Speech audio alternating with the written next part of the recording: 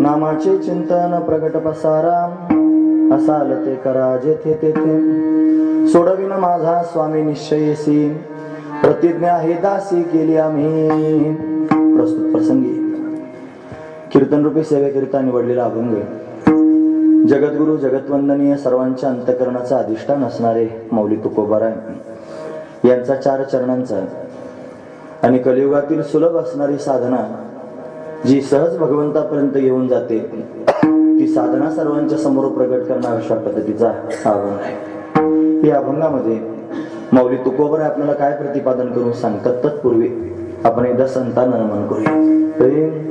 श्री संतांची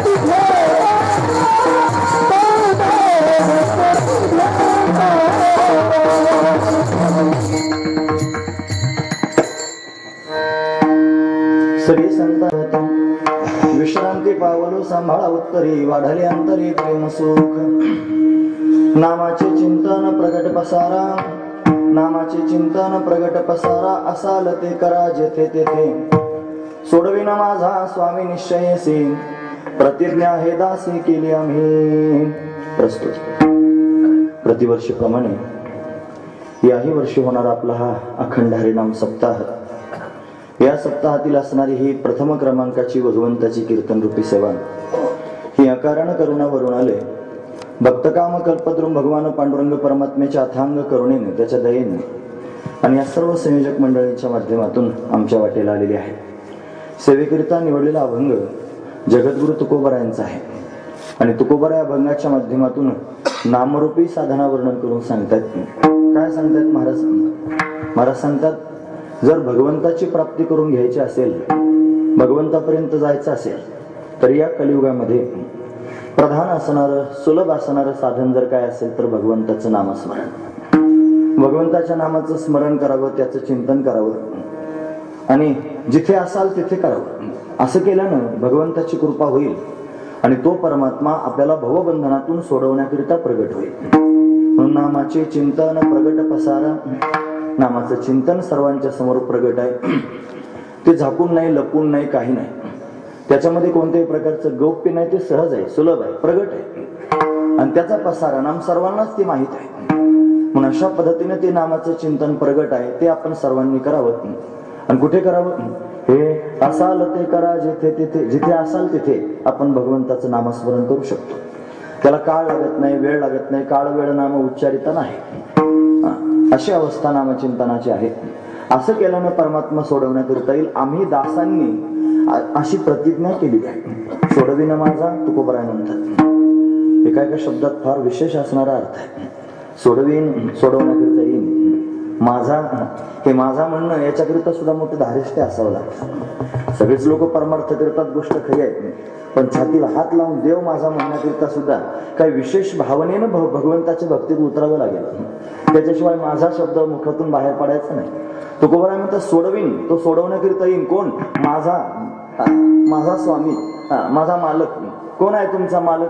तो जगन्नियंता परमात्मा सर्वांचा पालनहार. ज्याला कोणी राम म्हणतं कृष्ण म्हणतं हरी म्हणतं विठ्ठल म्हणतं पांडुरंग म्हणतं काय म्हणायचं असेल ते म्हणा. तो माझा स्वामी आहे आणि तो सोडवण्याकरिता येईल. निश्चित सोडवण्याकरिता येईल. आम्ही सर्व दासांनी मिळून अशी प्रतिज्ञाच केलेली आहे. प्रतिज्ञा हे दासी केली आम्ही म्हणजे आम्ही दासांनी. एखाद्याला सरळ अर्थ जर लावायचा ठरलं तर आम्ही प्रतिज्ञाच दासी केली असं एखादं म्हणेल. पण प्रतिज्ञा दासी केली नाही. आम्ही दासांनी प्रतिज्ञा केली असा त्याचा अर्थ आहे. मग प्रतिज्ञा आहे अशा पद्धतीची प्रतिज्ञा आम्ही दासांनी केलेली आहे. भगवंताचे आम्ही दास आहोत आणि आम्ही सगळ्यांनी मिळून अशी प्रतिज्ञा केलेली आहे की भगवान त्यांनी जो त्याचं नामस्मरण करील त्याला सोडवण्याकरिता येईल. सोडविलं माझा स्वामी निश्चयसी प्रतिज्ञा हे दासी केली आम्ही असं तुकोबरायांनी सांगितल्यानंतर कोणी म्हटलं का महाराज देव सोडवण्याकरिता येईल त्याचं नामचिंतन केल्यानं नामस्मरण केल्यानं परमात्मा सोडवायला येईल इथपर्यंत खरं आहे. पण सर्वांना सोडवायला येईल का? कारण अनेक प्रकारचे लोक आहेत भगवंताची प्राप्ती होण्याकरिता त्याचं दर्शन होण्याकरिता त्यानं सोडवायला येण्याकरिता मोठा उच्च अधिकार असावा लागेल. आम्हाला कसं काय त्याने परमात्मा प्राप्त होईल? आमचं चरित्र आम्हाला चांगल्यापैकी माहिती आहे. आमचं पूर्वीचं चरित्र त्यांनी जर पाहिलं तर आम्ही त्याच्या विषयी त्यांनी चांगली सुज्ञ सजग आहोत. म्हणून त्यांनी आमचा अधिकार आम्हाला वाटत नाही हो. मग कसं काय परमात्मा येईल? तुकोबाराय म्हणतात तुम्हाला देवाचा स्वभाव कळाला नाही म्हणून तुम्ही असं म्हणता. देवाचा स्वभाव असा आहे की एकदा कोणी भगवंताचं नामस्मरण शुद्ध अंतकरणानं निर्मळ भावनेनं करायला लागलं, त्याचं कीर्तन करायला लागलं. कीर्तन म्हणजे नामसंकीर्तन. प्रेमानं भगवंताचं नामसंकीर्तन एखादा मनुष्य करू लागला तर त्या प्रेमानं केलेल्या नामचिंतनामुळे तो परमात्मा त्या भक्ताचं मागचं काहीच पाहत नाही, त्याचे गुणही पाहत नाही, त्याचे दोष पण पाहत नाही. तो आता सध्या नामस्मरण करतोय आणि फार प्रेमानं करतोय. तो आधी जरी दुराचारी तरी भगवंताच्या दृष्टीने सर्वोत्तमचे अवधान. तो आधी जरी दुराचारी असला तरी तो सर्वोत्तम स्थितीला प्राप्त होतो. हे भगवंताचं प्रेम आहे. तो प्रेमानं अशा पद्धतीने भक्ताला जवळ घेतो. म्हणून त्याचा स्वभाव माहित नसल्यामुळे तुम्ही कदाचित असं म्हणत असाल, पण त्याचा स्वभाव असा आहे हे गुणदोष नाही पाहत. गुणदोष पाहत नाही कुठे? कीर्तनी. जर प्रेमानं त्याचं नामसंकीर्तन तुम्ही करत असाल तर तुमचे कोणत्याही प्रकारचे गुणदोष तो पाहणार नाही. प्रेमे चक्रपाणी वश होय. आता चक्रपाणी म्हणण्यानं नाव जरी देवाचं सांगितलं नसलं तरी पाणी म्हणजे हात आणि चक्र म्हणजे सुदर्शन. जो सुदर्शन चक्र हातात धारण करणारा विष्णू आहे त्याला नारायण म्हणा, विष्णू म्हणा, विठ्ठल म्हणा, काय तगणे नमो विश्वरूपा विष्णू माय बापा अपारा अमुपा पांडुरंग काय म्हणायचं असेल ते म्हणा. तो चक्रपाणी आहे. चक्र हातात घेऊन त्यांनी अशा पद्धतीने भक्तांना सोडवण्याकरिता येतो आणि तो सोडवतो. कीर्तन करत असेल प्रेमानं त्याचा भक्त तर गुणदोष कोणत्याही प्रकारचे पाहत नाही. आणि मग महाराज भगवान सोडवायला येतो म्हणतात, भगवान भेटायला येतो म्हणतात, भक्ताला सांभाळायला येतो म्हणतात, गुणदोष पाहत नाही म्हणतात. हे सगळं होतं. मग त्या परमात्म्याची प्राप्ती अशा पद्धतीने भक्ताला झाल्यानंतर भक्ताला काय अवस्था निर्माण होते, त्याला नेमकं काय वाटतं ते तरी सांगा. मग शेवटच्या चरणात म्हणतात ना, तू का म्हणे कटू वाटतो प्रपंच. भगवंताची प्राप्ती झाल्यामुळं आणि प्रपंचाविषयीचं त्यांनी नश्वरत्व कळाल्यामुळं नवे नवे प्रपंचाविषयीची अनासक्ती अंतकरणात निर्माण झाल्या कारणानं तो प्रपंच कटू वाटू लागतो आणि रोकडे रोमांच कंठदाटे भगवंताचा महिमा, भगवंताची लीला, भगवंताचं सामर्थ्य, भगवंताचा प्रभाव, भगवंताची शक्ती, भगवंताचं प्रेम, भगवंताची आपुलकी या सगळ्या गोष्टी भक्ताच्या जीवनात जेव्हा प्राप्त होतात आणि तेव्हा भक्ताला त्यांनी बाकीचं काहीच आवडत नाही. प्रपंच तर कडू वाटतोच वाटतो, पण त्याला भगवंताचा महिमा सांगत असताना कंठ दाटून येतो आणि सर्वांगावर रोमांच उभे राहतात. हे भगवंताच्या प्रेमानं त्यांनी त्याला प्राप्त होतं. ही भगवत प्रेमाची अवस्था आहे ती त्याला प्राप्त होते आणि त्या भूमिकेत निघून जात. म्हणून सर्वांना त्यांनी सोपं असणारं साधन मी तुमच्या समोर सांगतोय. असं तुकोबाराय म्हणतात की तुम्ही सर्वांनी भगवंताचं नामस्मरण करा. असं जर तुम्ही कराल, प्रेमानं जर नामस्मरण कराल तर तो माझा जगनियंता परमात्मा मायबाप तुम्हाला सोडवण्याकरिता येईल असं तुकोबारायांचं म्हणणं आहे. आणि अशी त्यांनी वारकरी संप्रदायातली सहज सरळ असणारी साधना तुकोबाराय अभंगाच्या माध्यमातून विशद करून सांगतायत. असा अभंगाचा सरळ अर्थ पाहण्याचा आपण प्रयत्न केला. विठोबा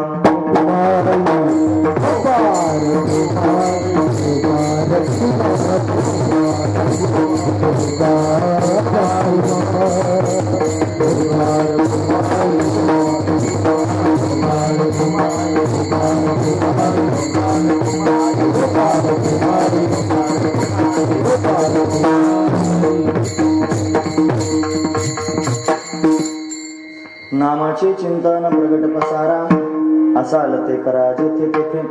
सोडविन माझा स्वामी निश्चयसी प्रतिज्ञा हे दासी केली आम्ही.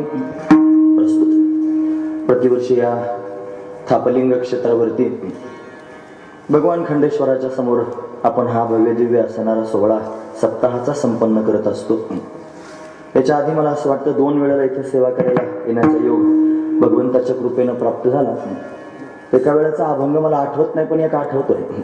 रामकृष्ण नामे विदोनी साजिरे हृदय मंदिरे स्मराकारे आपुले आपण करा सोडवून संसार बंधन तोडा वेगी असा अभंग चिंतन करत होता. आणि फार समाधान त्यावेळेला चिंतनामध्ये आलं होतं. ऐकणारी मंडळी तुम्ही आहात. इथे या परिसरात येण्याचा योग हरिभक्तीपरायण आदरणीय श्री रिठे महाराजांच्यामुळे त्यांनी बऱ्याच वेळेला येतच असतो. सर्वांचा परिचयच आहे. मला वाटतं महाराज तुम्ही समोर बसलेलं चांगलं होईल. या बसा. आता एक रिठे इकडून बसले, तुम्ही समोर बसा म्हणजे 2 रिठे होते. या विठोबा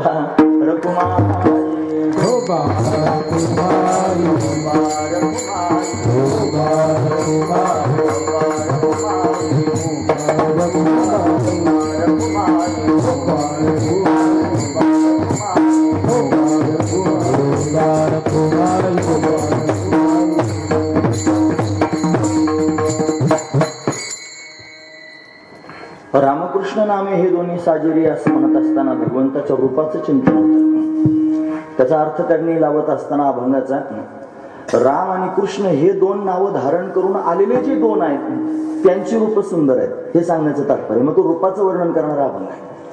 आणि आजचा जो अभंग आहे हा नामाचं वर्णन करणार आहे. मग कशाला नामाचं वर्णन करणारा अभंग घेतला असेल? आजचा कीर्तनाचा पहिला दिवस आहे.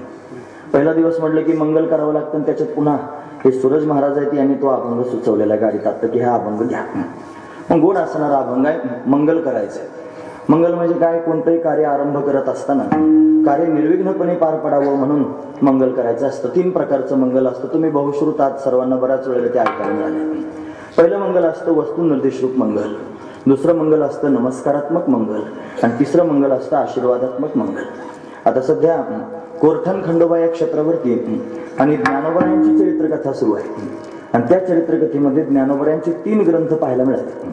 पहिला ग्रंथ आहे माऊली ज्ञानोबरायांनी साधकांकरता केलेली ज्ञानेश्वरी, दुसरा ग्रंथ आहे जीवनमुक्तांकरता सांगितलेला अमृतानुभव, आणि तिसरा ग्रंथ आहे योगी पुरुषांना केलेला उपदेश चांगदेव 65. या 3ही ग्रंथांमध्ये माऊली ज्ञानोबरायांनी 3 प्रकारचं मंगल केलं, जे आता आपण ऐकलं. हे 3 मंगल आहेत: वस्तुनिर्देशित मंगल, नमस्कारात्मक मंगल आणि आशीर्वादात्मक मंगल. माऊलींनी साधकांकरता केलेली जी ज्ञानेश्वरी आहे, ज्ञानेश्वरी सांगितली. भावार्थ दीपिका तिला म्हणायचं. भावार्थ दीपिकाच का म्हणायचं? भगवान श्रीकृष्ण परमात्म्याच्या अंतकरणात अर्जुनाला सांगत असताना जो भाव होता तो भाव सगळ्या जगाच्या समोर त्यांनी प्रकाशित करण्याचं काम ज्ञानोबरायांनी केलं. म्हणून भाव अर्थ दीपिका म्हणजे भाव अर्थाला प्रकाशित करणारी जी आहे ती भावार्थ दीपिका आहे, ती ज्ञानेश्वरी. तिला नंतर नाव ज्ञानेश्वरी प्राप्त झालं. तिचं ओरिजिनल नाव आहे भावार्थ दीपिका. त्या भावार्थ दीपिकेमध्ये माऊली ज्ञानोबरायांनी वस्तू निर्देशरूप मंगल केलं. ओम नमो जी आद्या वेद प्रतिपाद्या जय जय स्वसंवेद्या आत्मरूपा देवा तोची गणेशु सकलार्थमती प्रकाशु म्हणे निवृत्तीदासु अवधारी रोजी. वस्तू निर्देशरूप मंगल केलं. ओम नमो जी आद्या, आद्य म्हणत असताना वेद प्रतिपाद्या, वेदाने ज्याचं प्रतिपादन केलंय तो सच्चिदानंद घन असणारा निर्गुण निराकार असणारा परमात्मा, त्याच्याकडे निर्देश केलाय वस्तू निर्देश. तेच माऊली ज्ञानोबा आहे अमृतानुभवात मंगल करतात. ते नमस्कारात्मक मंगल आहे. नमस्कारात्मक मंगल करत असताना त्याच्यामध्ये अमृतानुभवात सुरुवातीला 5 श्लोक माऊली ज्ञानोबरायांनी लिहिले. ते संस्कृतातले श्लोक आहेत. अमृतानुभव प्राकृतातच आहे, पण सुरुवातीचे 5 श्लोक मात्र संस्कृतातच. संस्कृत भाषेचा आदर करायचा म्हणून. ती काय टाकाऊ भाषा नाही, देव भाषा आहे, गिरवाण भाषा आहे, श्रेष्ठ भाषा. म्हणून त्या संस्कृत भाषेत त्यांनी अशा पद्धतीने पहिला श्लोक लिहिला. हरी हे यदक्षरमणा खेयम आनंदम मजमव्ययम श्रीमन निवृत्तीनाथेति ख्यातम दैवतम अहमाश्रये. श्रीमन निवृत्तीनाथेति ख्यातम दैवतम अहमाश्रये. निवृत्तीनाथांना केला नमस्कार. हे नमस्कारात्मक मंगल आहे. आणि तेच माऊली ज्ञानोबा आहे चांगदेव महाराजांना उपदेश करत असताना 65 ओव्यांचा जो उपदेश केला त्याच्यातली पहिलीच ओवी आहे स्वस्ती श्री वटेशू जो लपोनी जगदा भासू दाबी मग रासू प्रगटला करे. हे वटेशा नाम हे चांगदेवा, तुझं कल्याण असो. स्वस्ती नाम कल्याण हो, तुझं कल्याण हो. बघा आता हे ज्ञानोबराय आशीर्वाद देत आहेत. 1400 वर्षाचे चांगदेव आहेत आणि 16 वर्षाचे ज्ञानोबराय ते म्हणतात तुझं कल्याण हो. स्वस्ती श्री वटेशू जो लपोनी जगदा भासू दावी मग ग्रासू प्रगटाला करे. चांगदेवा, अरे जो लपल्यामुळे जगत दिसताय. एका ओवीतच सारं ब्रह्मज्ञान सांगून टाकलं. जो लपल्यामुळे जगत प्रतीला येत आहे आणि जो लपलेला आहे तो जर प्रगट झाला तर जगताचा ग्रास होऊन जातो. जगत नावाची वस्तू शिल्लक राहत नाही. असं जे परमतत्व आहे त्या परमतत्वाची तुला प्राप्ती हो. स्वस्ती नाम तुझं कल्याण हो, त्याच्या प्राप्तीनं कल्याण होईल. मौली त्यांनी सांगतात 3 प्रकारचं मंगल आहे. म्हणून कोणत्याही कार्याच्या आरंभी मंगल करत जावं. त्या मंगलानं जर सुरुवात झाली तर मग मात्र कार्य निर्विघ्नपणे आनंदात पार पडत असतं. म्हणून काय मंगल करावं? वारकरी संप्रदायाच्या दृष्टिकोनातून मंगल जर पाहायचं असेल तर भगवंताचं नाम हेच मंगल आहे. ते सामान्य मंगल नाही, मंगलांचंही मंगल आहे. विष्णू सहस्रनाम जर पाहत असाल, पवित्राणाम पवित्रम यो मंगलानांचे मंगलम असं म्हटलं की नाही. म्हणजे सगळ्या मंगलांमध्ये मंगल असणार. मंगल म्हणजे माझ्या मावशीचं नाव नाही बरं, नाही तर तुम्हाला बऱ्याच वेळा मंगलचं सांगत होता. असं नाही. मंगल म्हणजे मंगल जे त्यांनी निर्विघ्नपणे आपल्या कार्याला पार पाडणार आहे त्याला मंगल म्हणत जायचं. म्हणून त्यांनी भगवंताचं नाम हे मंगल आहे, सामान्य मंगल नाही. महाराज वर्णन करून सांगतात हे सकळ मंगल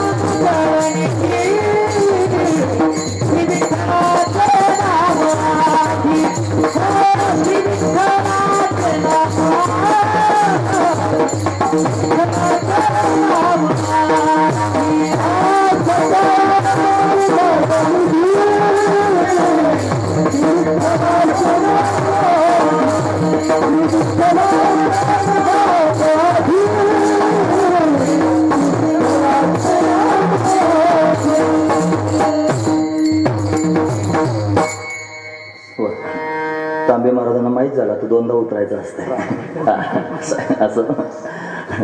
सकळ मंगळ निधी श्री विठ्ठलाचे नाम आधी, विठ्ठलाचं नाव त्यांनी आधी, म्हणून त्यांनी एखाद्या कार्याचा आरंभ करत असताना भगवंताच्या नामानं करावा.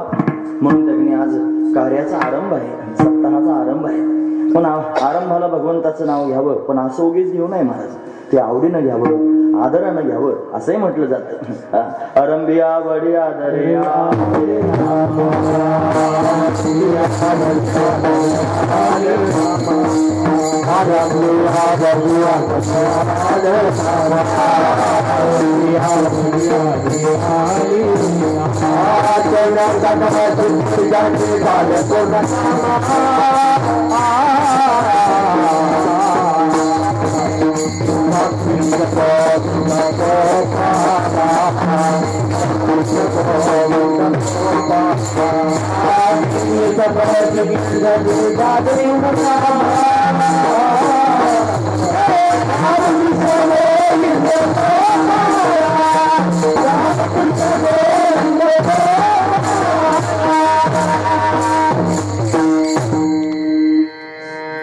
आरंभी आवडी आदरे आले नाम.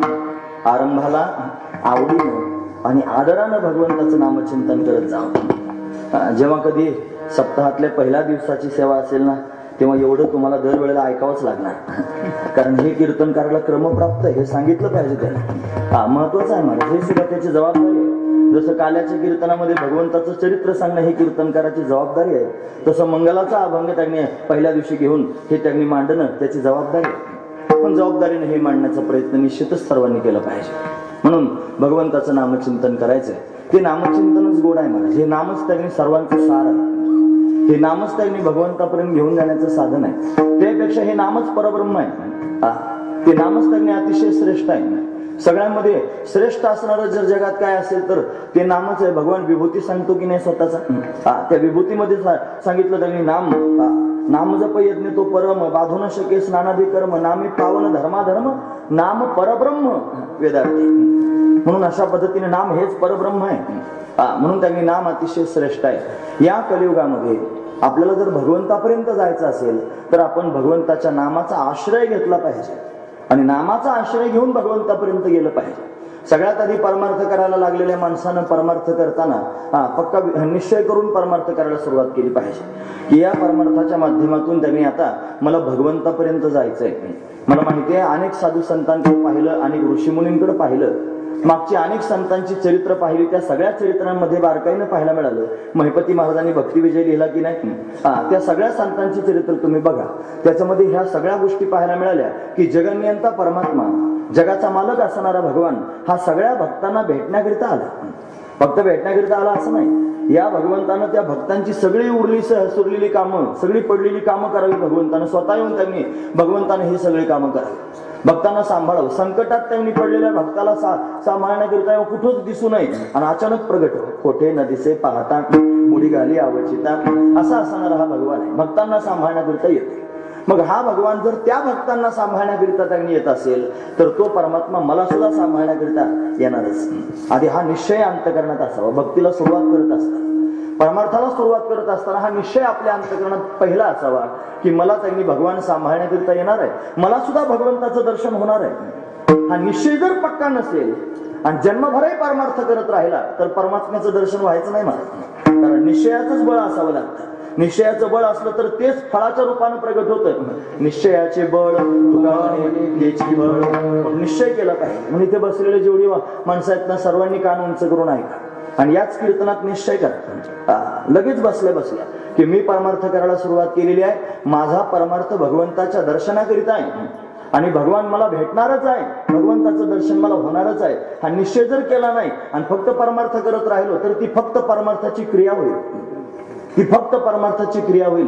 परमार्थाची क्रिया करायची नाही, परमार्थातला भाव महत्वाचा आहे. भाव अक्षरांची भेटी असं आहे ना, म्हणून तर त्यांनी भाव आणि अक्षर एकत्र झाले पाहिजे. आपल्या पोटातला भाव त्याच्यात ओतला गेला पाहिजे आणि त्या भावनेनं परमार्थ केला पाहिजे. उगीच त्यांनी देवाला पाणी घालायचं म्हणून पाणी घालायचं नाही. नाही तर श्रावण महिन्यात आमच्याकडे पाणी घालतात लोक. फार हौस असते पाणी. आम्ही लहानपणी पाणी घालायला जायचं, असं लहान वैतागणी असताना हातात चरवी असायची, पाणी घालायला जायचं. पण सगळे घालायचं तसंच पाणी. मंदिर जर बंद असलं तर असं धरायचं नाही, असं पाणी घालायचं सगळ्या देवांना, एक पण सोडायचं नाही. सगळे देव त्यांनी पाणी घालून मोकळे करायचे. काय त्याच्यात अर्थ आहे खरं सांगा? काय त्या पाण्याला असं करणारे सुद्धा लोक समाजात आहेत की काय देवाविषयी घेणं देणं नाही, फक्त देवपूजा करावी लागते म्हणून करतात.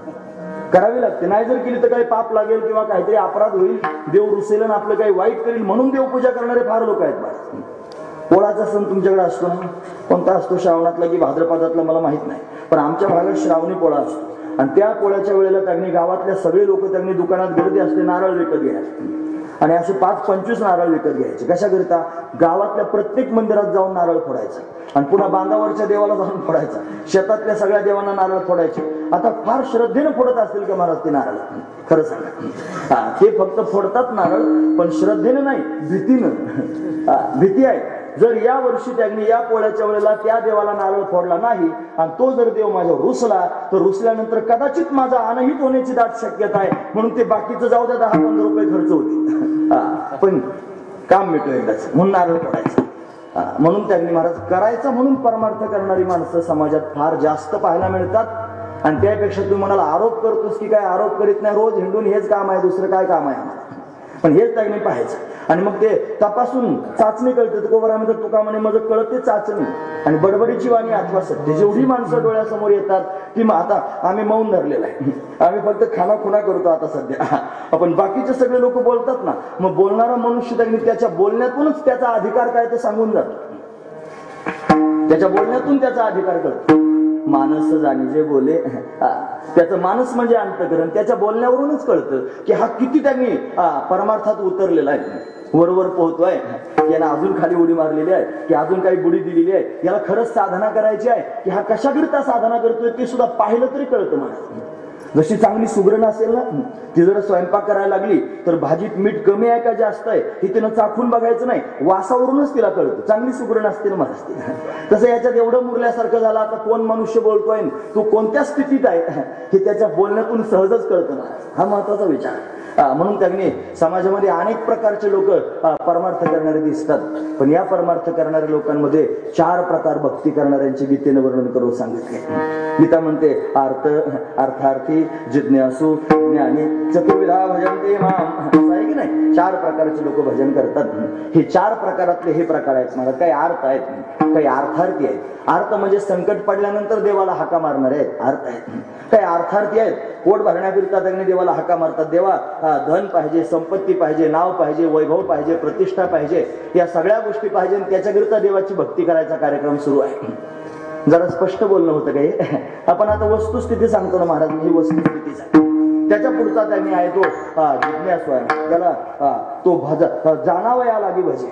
त्याला त्यांनी जाणायचं देवाला, त्याला देव कसा आहे हे समजून घ्यायचं, त्याच्याकरिता भजन करतो. आणि चौथा ज्ञानीच आहे, मग तो ज्ञानी सुद्धा त्याच्याच बोलण्यातून कळतो.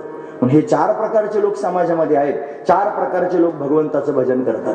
त्याच्यामध्ये त्यांनी महाराज जवळजवळ 90% लोक असे पाहायला मिळतात की जे फक्त स्वतः करता देवाची भक्ती करतात. 2 प्रकारची भक्ती करणारे आहेत. एक आपल्याकरता देवाची भक्ती करणारे आणि एक देवाकरता देवाची भक्ती करणारे. फरक आहे महाराज याच्यात. तुम्हाला कळतं ना तुम्ही काय म्हणतो ते? ऐकतात ना तुम्ही? महत्वाचा मुद्दा सांगतो. आपल्याकरता देवाची भक्ती करणं वेगळं आणि देवाकरता देवाची भक्ती करणं वेगळं. आपल्याकरता करणाऱ्या लोकांची यादी 90% एवढी आहे. कारण सगळ्यांना वाटतं की माझं कल्याण व्हावं, माझं हित व्हावं, माझं असं व्हावं. पण एक वर्ग असा समाजामध्ये आहे की जो स्वतः करता देवाची भक्ती करीत नाही, देवाकरता देवाची भक्ती करतो. तो देवावर एवढं प्रेम करतो महाराज, त्यानं देवाशी संबंध जोडलेला असतो, त्यानं देवाशी नातं जोडलेलं असतं. आम्ही एक व्हॉट्सअपवर ग्रुप तयार केलाय.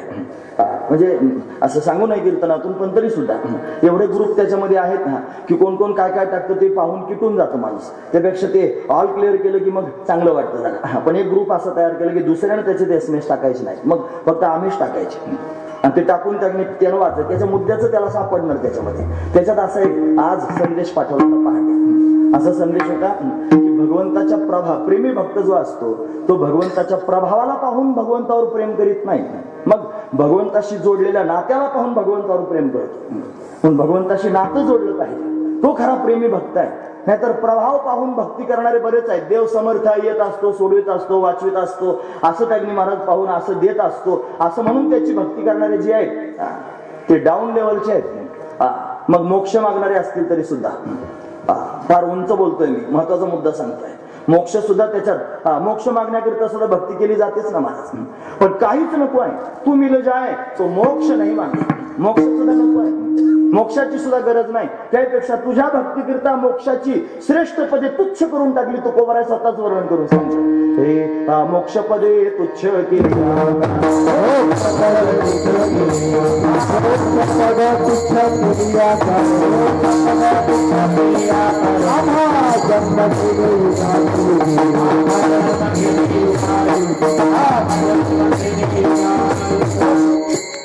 मोक्ष पदे तुच्छ केली या कारणे आम्हा जन्म घेणे युगायुगी, युगायुगी जन्म घ्यायचा आहे. कशाकरिता? भगवंताची भक्ती करण्याकरिता.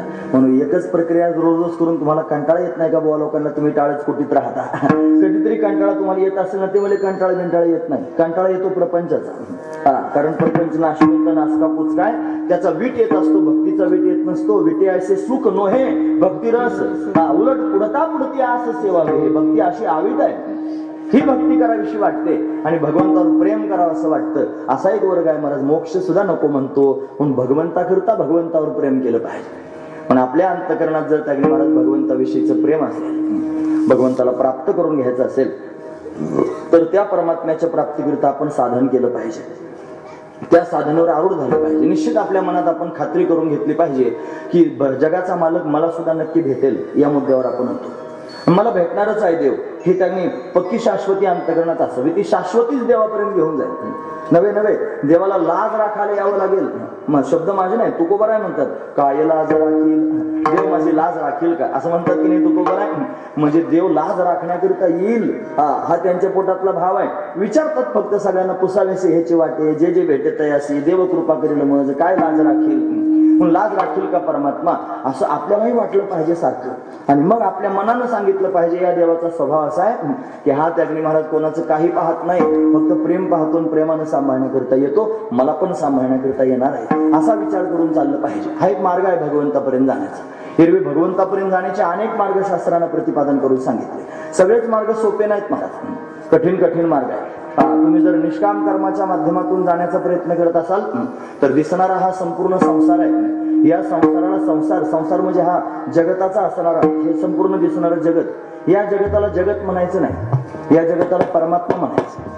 आणि जगताला परमात्मा म्हणून या जगतातल्या सगळ्या घटकांबरोबर व्यवहार करायचे, ही पण परमार्थाची रीती आहे. हा पण परमार्थच आहे. तुमच्या समोरून येणाऱ्या जेवढ्या व्यक्ती आहेत, जेवढ्या वस्तू आहेत, जेवढे पदार्थ आहेत, जेवढ्या घटना तुमच्या जीवनात घडतायत, या सगळ्या घटनांमध्ये तुम्ही फक्त परमात्म्यालाच पाहायचं आणि परमात्म्याला पाहत तो परमात्मा आहे असं समजून त्याची सेवा करीत राहायचं. आणि पुन्हा ती सेवा करत असताना कोणत्याही प्रकारचा अभिमान अंतकरणात धारण करायचं नाही. अभिमान रहित होऊन त्यांनी या जगतामध्ये परमात्माच पाहून परमात्म्याची सेवा करणं हे निष्काम कर्म आहे. आणि या कर्माच्या माध्यमातून जर प्रवास करत असाल तर एक दिवशी स्वतःचं अस्तित्व विरून जाईल आणि परमात्मा शिल्लक राहील, त्याला त्या माध्यमातून देवापर्यंत जाता येईल. पण तेवढं सोपं नाही महाराज, तेवढं सोपं नाही. समोरून येणाऱ्या व्यक्तीला देव म्हणणं तेवढं सोपं नाही. कारण आता सगळे व्यक्ती आपल्या डोळ्यासमोर येतात आणि ते आले की त्यांचे गुन्हे दुने सगळे आपल्याला माहित असतात. त्यातले गुण पण कळतात आणि त्यातले दोष पण माहित असतात. मग ते गुण आणि दोष जर आपल्याला माहित झाले तर आपोआपच आपल्या अंतकरणामध्ये दोन प्रकारचे भाव तयार होतात, अनुकूल भाव आणि प्रतिकूल भाव. एखादा दुराचारी जर मनुष्य आपल्या डोळ्यासमोर आला तर तो आल्याबरोबर आपल्याला लगेच जाणवतं हा भामटाय, लगेच मन म्हणतं, त्याला त्याच्याविषयी बोलायला सुरुवात करतो. आणि असं बोलायला सुरुवात करून पुन्हा त्यांनी प्रतिकूल भाव निर्माण करून त्याच्याविषयीचा मत्सर अंतकरणात निर्माण होतो, द्वेष निर्माण होतो. याच्याशी बोलायला सुद्धा नको अजिबात. मग आता सगळीकडे देव हे भरलेला आहे आणि या भूमिकेत जाऊन जमेल का हे करणं? जमणार नाही. एखादा फार त्याने सज्जन समोरून आला आणि सज्जनाला पाहिल्यानंतर सहज हात जोडले जातात, प्रेमानं त्याला त्यांनी अशा पद्धतीने नमस्कार होतो आणि त्याच्या चांगल्या गुणांची वाखाणणी होते. जशी दुर्गुणांची वाखाणणी असते तशी सद्गुणांची सुद्धा वाखाणणी होते. मग चांगले आणि वाईट दोन्ही गुण आपल्याला दिसतात आणि ते दिसल्यानंतर आपण त्याचं चिंतन करत राहतो. देव पाहण्याचा भाव दूर होतो आणि चांगल्या वाईटाचं चिंतन जास्त होतं. मग चांगल्या वाईटाचं चिंतन करत बसणारा माणूस कधीच निष्काम कर्मयोगात त्यांनी टिकू शकत नाही. त्याला त्यांनी महाराज दुराचार्यावर कधीच प्रेम करता यायचं नाही. एखाद्याने त्रास दिलाय तुम्हाला, वेदना दिलेल्या आहेत तुम्हाला, त्याला देव म्हणून त्याला 2 घास तुम्हाला खाऊ घालायचे, जमत नाही महाराज. कारण त्याच्यात पुन्हा वागत असताना तुमच्या अंतःकरणात दया असावी लागेल, तुमच्या अंतःकरणात क्षमा असावी लागेल, तुमच्या अंतःकरणात शांत स्थिती असावी लागेल. सगळ्यांना दया करता येत नाही आणि त्याच्या पुढचं औषध फार कठीण आहे महाराज, त्याचं नाव आहे क्षमा. हे क्षमा करणं सगळ्यांचं काम नाही महाराज. एखाद्या माणसानं 1000 माणसात 1 कटू शब्द तुम्हाला बोललेला असावा, आपण त्याची आठवण ठेवतो, त्याच्याविषयीचा तिरस्कार आपल्या अंतःकरणात कुठून कुठून भरलेला असतो. जरी आपण त्याला काही बोललेलो नसलो, जरी आपण त्याचं नाव घेत नसलो, जरी आपण त्याच्या समोर कधी जात नसलो, तरी सुद्धा एखाद्या दिवशी अचानक 5-6 महिन्याने तुमच्या समोर जर तो दिसला, तुमचं त्याचं भांडण नाही, त्याने तुम्हाला पाहिलं नाही, तरी सुद्धा त्याला पाहिल्यानंतर तुमच्या अंतःकरणामध्ये एक विशेष असणारा रोष प्रगट होणार की यानं आपल्याला वाईट शब्दात ताडण केलं होतं. म्हणजे ते पोटातून जात नाही महाराज. हे जाईल तेव्हा ज्या वेळेला तुम्हाला क्षमा करता येईल तेव्हा, क्षमा करता येईल तेव्हा. एखाद्या माणसाला क्षमा केली ना की मग पुन्हा त्याच्याविषयीचा रोष अंतःकरणात राहत नाही. क्षमा हे मोठं औषध आहे. आणि माझं म्हणणं ऐका तुम्ही, खरोखर देवापर्यंत जर जायचं असेल तर हे औषध घ्यावे लागतात. हे औषधांशिवाय पर्याय नाही. कारण त्याच्या पुढचा मुद्दा हाच आहे की दया, क्षमा, शांती तेथे देवाची वस्तू. तेथे हे म्हणणं आवर्जून तेथे सांगितलं की तुम्हाला देव पाहिजे ना, मग देव राहतो कुठे? जिथे दया आहे तेथे, जिथे क्षमा आहे तेथे, जिथे शांत स्थिती आहे तेथे देवाची वस्ती आहे, इतरत्र नाही. म्हणून त्यांनी या माध्यमातून जर जात असाल, कर्माच्या माध्यमातून, तर मग मात्र त्यांनी महाराज हे सोपं नाही, कठीण आहे. एखादा म्हणून तर तुकोबाराय भंडाऱ्यावर जाऊन बसत होते. हा तुमचा थापलिंगाचा डोंगर सुद्धा भंडाऱ्यासारखाच आहे, दूर आहे. यानं सांगितलं मला की एरवी कोणी नसतं, लोकांचा स्वभाव असतो. यात्रेच्या वेळेला त्या देवाचा त्यांनी फार बोलबाला असतो. शिवरात्रीच्या वेळेला शंकराचा बोलबाला असतो, रामनवमीच्या वेळेला रामाचा उदो उदो असतो, गोकुळ अष्टमीच्या वेळेला तर कृष्णच भरला असतो सगळीकडे. आणि आता चंपाषष्ठी आहे, म्हणजे आता खंडेरायांचा असलाच पाहिजे, असं आहे की नाही. एरवी मात्र त्यांनी आपल्या अंतःकरणात प्रेम आहे ते कायमस्वरूपी असावं म्हणून त्यांनी तुकोबाराय एकांतात जाऊन बसत होते.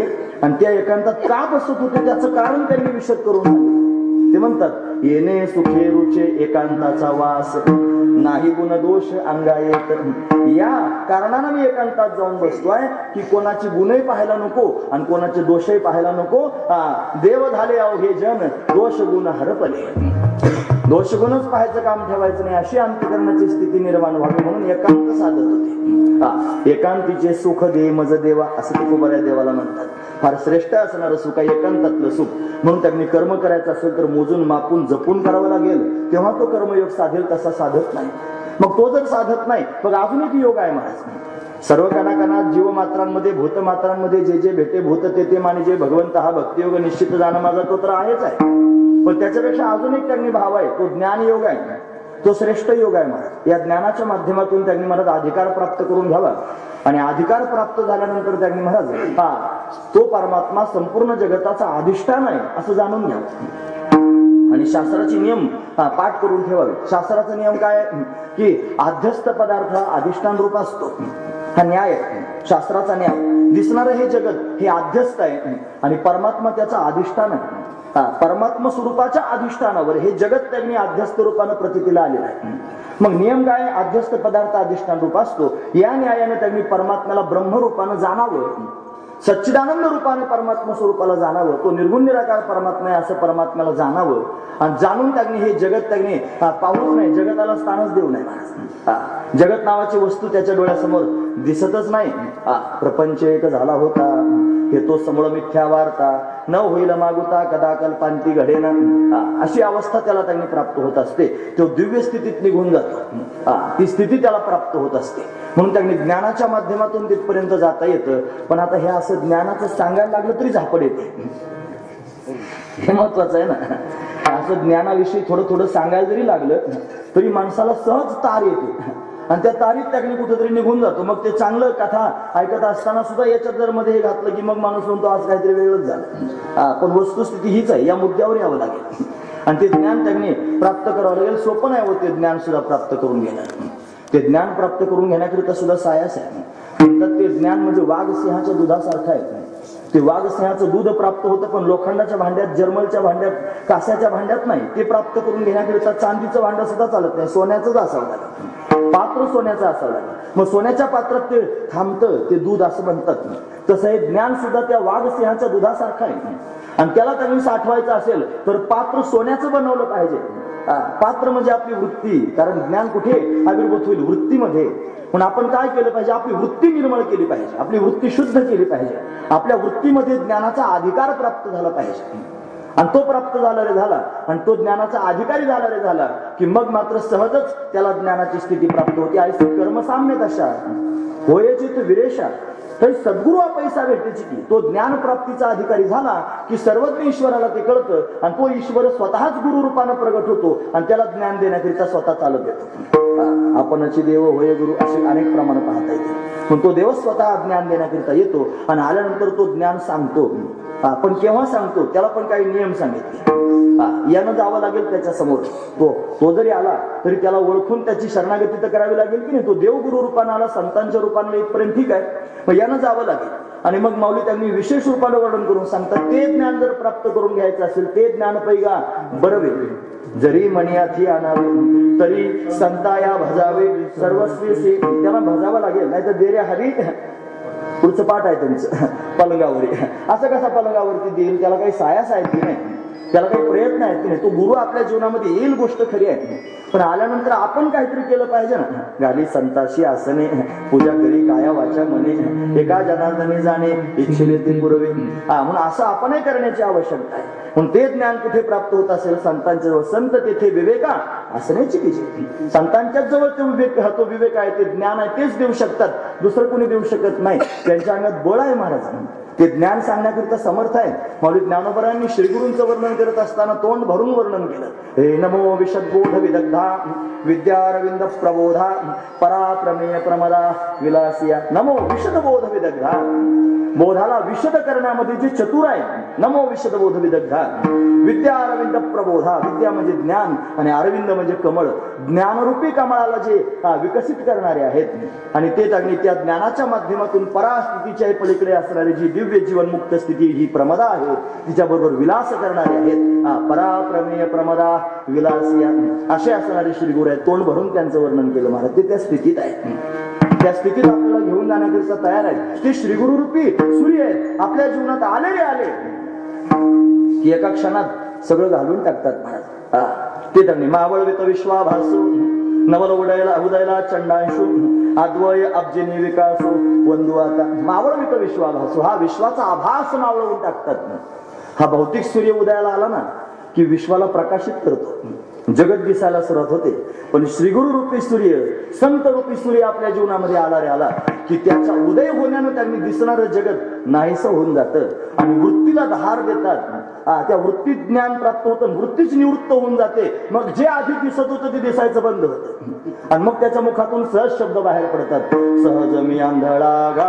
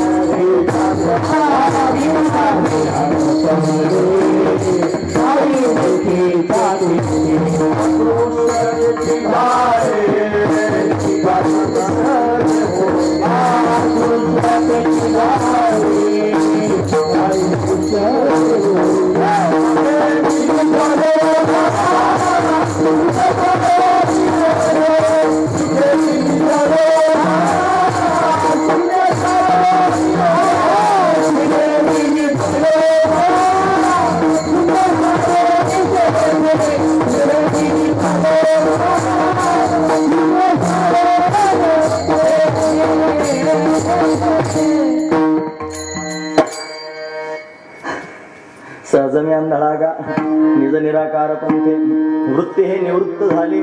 जन न दिसे तेथे मी माझे हरपले हाय जेथेच्या तेथे. अदृश्य तेची झाले काही दृश्य जे होते. सुखे मी निजलोगा शून्य सारे त्रिकुट शिखरी गा दान मिळे आई ते टाकली पात्र झोळी धर्मा धर्म अशा कोल्हाळ चुकविला त्रिगुणाचा ओळसा ऊर्ध्वमुखे आळविला सोहम शब्दाचा नाद आरोप जागविला दाता घेऊन छंद केवढी प्रमाण आहे महाराज आणि केवढी गोड प्रमाण आहे. जो त्या वृत्तीवर आहे त्याला असं उधाण आल्यासारखं वाटत असेल. ही प्रमाण ऐकली की असं ऊर भरून येतं महाराज. एवढा आनंद होतो कारण सर्वात्मक भाव आहे ना. कशानं प्राप्त होईल केव्हा प्राप्त होईल ज्या दिवशी श्रीगुरु जीवनात येतील त्या दिवशी. कारण त्यांच्याजवळ ते ज्ञान आहे. ते ज्ञान पैगा परवे जरी मनी याचे आणावे तरी संता या भाजावे सर्वस्वेसी का बरं. ते ज्ञानाचा पुरठा म्हणजे घर.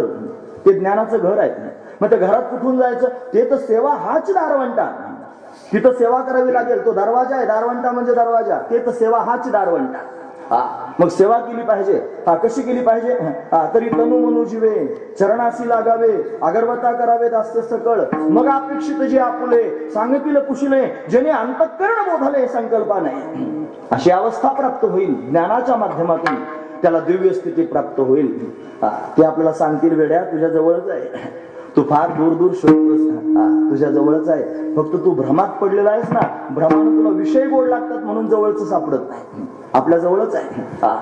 म्हणून तैसा हृदयामध्ये मी रामू असता सकळ सुखाचा रामू का भ्रांताशी कामू विषयावरील भ्रांत पुरुषाला त्यागणी महाराज विषयाची आसक्ती अंतकरणामध्ये असते. हिरवी परमात्मा हृदयातच आहे. ते दाखवतात. माझी निज वस्तू दाखवली मज असं निवृत्तीनाथ महाराज म्हणतात. गहिनीनाथांनी आजच प्रसंग त्यांनी झाला. म्हणजे ते श्री गुरु अशा पद्धतीने ज्ञान देतात आणि त्या ज्ञानाच्या माध्यमातून सर्वात्मक भाव तयार होतो. मग कणाकणामधून स्वस्वरूपाची संवेदना येऊ शकते. ऐकतात ना तुम्ही सर्वजण.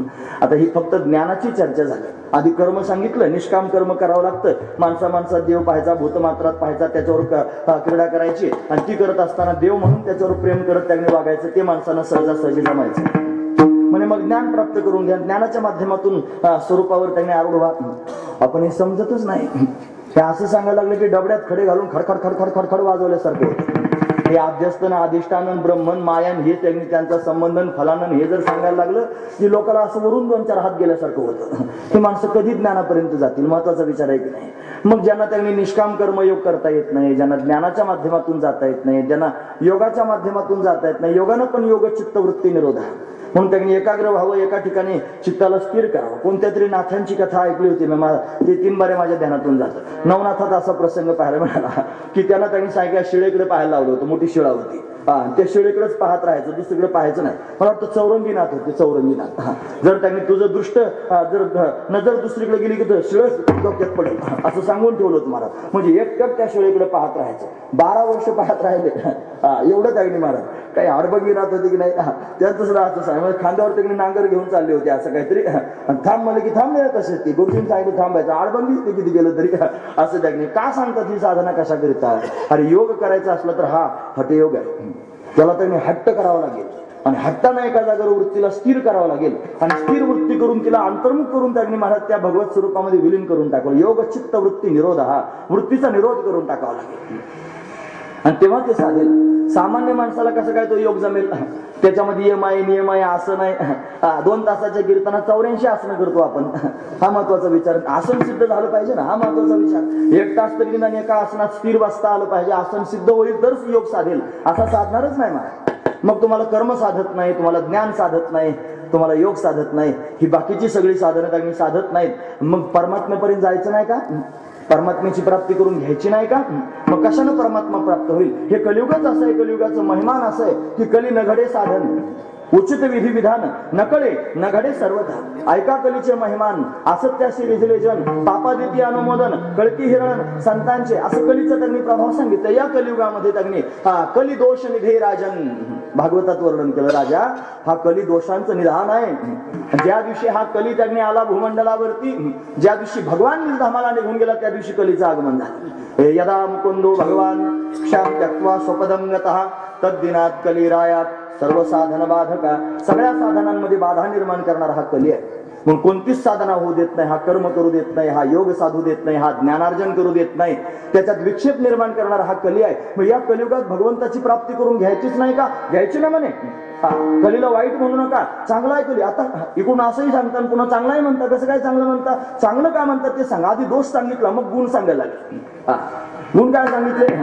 यत्फलम नास्ति तपसा न योगेन समाधिना तत्फलम लभते सम्यक कलो केशव कीर्तनात. यत्फलम नास्ति तपसा, जे फल तपानं प्राप्त होत नाही, न योगेन समाधिना, जे योगानं प्राप्त व्हायचं नाही, जे समाधीनं प्राप्त होत नाही, तत्फलम लभते सम्यक, तेच फल त्यांनी महाराज पूर्ण रूपानं आणि सहज प्राप्त होतं. कशानं? कलो केशव कीर्तनात.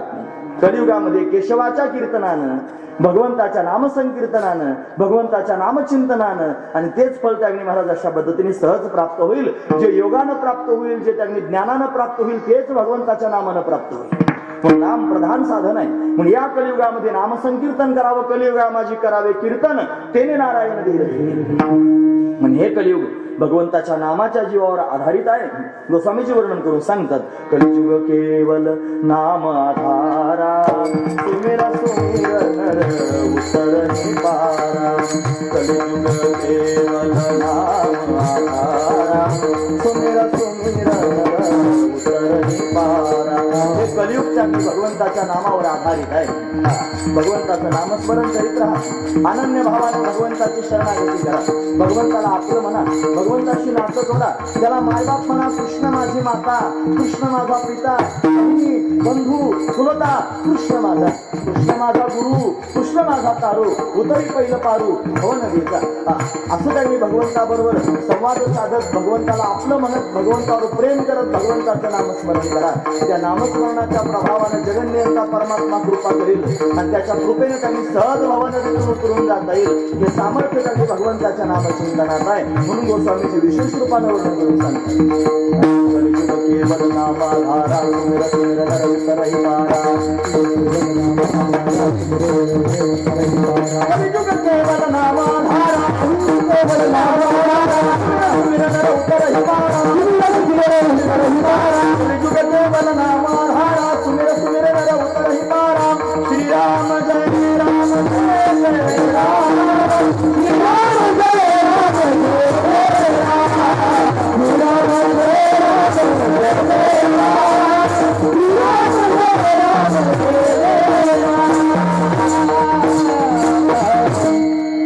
नाम सार आहे. सार सार सार विठोबा, नाम तुझे सार. म्हणून शूळ पाणी जपत असे वारंवार, शूळ पाणी नाम त्रिशूळ हातात धारण करणारा जो महादेव आहे, तो सदैव भगवंताच्या रामाचं नाम त्यांनी, राम नामाचा त्यांनी उच्चार करत आहे. नाही तर सारं त्यांनी रामायण आहे ना, वाल्मिकी रामायण, त्याच्यामध्ये केवढे श्लोक आहेत महाराज, त्या सगळ्या श्लोकांची शतकोटी आहे ना, विभागणी करत करत एकच दोनच फक्त अक्षर शिल्लक राहिले, राम. आणि ते भगवान शंकरानं ग्रहण केले, म्हणजे ताक ताक सगळ्या लोकांना वाटून दिलं आणि फक्त लोणी आपल्याकरिता ठेवलं. राम नाम हे लोण्यासारखंच आहे, हे सार भाग आहे. आणि म्हणून शूळ पाणी जपत असे वारंवार, हरी हरी हरी मंत्र हा शिवाचा, म्हणत जे वाचा तया मोक्ष. म्हणून हरी हरी हरी म्हटल्यानंच कलियुगामध्ये त्यांनी अशा पद्धतीने उद्धार होऊ शकतो. म्हणून इतर साधनं जर कठीण वाटत असतील, त्या साधनांच्या माध्यमातून जर आपल्याला जाता येत नसेल, तर काय करावी? साधने फळावं घ्यायची येणे. म्हणून त्यांनी या साधनानं सुद्धा तेच फल प्राप्त होणार आहे हे निश्चित आहे. म्हणून काय केलं पाहिजे? तर त्या साधनावर आरूढ झालं पाहिजे. काय साधन आहे? भगवंताचं नामचिंतन हे साधन आहे. सर्वांच्या समोर प्रगट असणारं साधन आहे, सर्वांनी करण्यास योग्य असणारं साधन आहे. आणि पुन्हा त्यांनी कोणत्याच प्रकारचा अडथळा नाही, कुठेही भगवंताचं नामचिंतन करता येतं. तुम्ही जिथे असाल तिथे, जसे असाल तसे, ज्या अवस्थेत असाल त्या अवस्थेत भगवंताचं नामचिंतन करू शकता. मगच आपण पाहिलं, नाम जप यत्न तो परम बाधू न शके स्नानादी कर्म, नामे पावन धर्मा धर्म नाम परब्रह्म वेदार्थी. म्हणून यज्ञानाम जप यज्ञोस्मी. भगवान स्वतः म्हणतो ना, यज्ञामध्ये मी जपयज्ञ आहे. म्हणून नामजप त्यांनी केला पाहिजे. म्हणून त्यांनी नाम राम म्हणता वाट झाली आणि यज्ञ पाऊला पाऊली. म्हणून त्यांनी एका एका पावलाला त्यांनी यज्ञ होऊ शकतो, एवढं सामर्थ्य भगवंताच्या नामचिंतनाचं आहे आणि ते सर्वांच्या समोर प्रगट आहे. म्हणून आपण भगवंताच्या प्राप्तीकरिता जर निघाले असाल, मनामध्ये जर भगवंताच्या प्राप्तीचा निश्चय झाला असेल, तर या साधनेचा स्वीकार केला पाहिजे आणि सहज भगवंताचं नामचिंतन केलं पाहिजे. हे सांगण्याकरिता जगद्गुरु तुकोबाराय अट्टहासानं वर्णन करून सांगतात.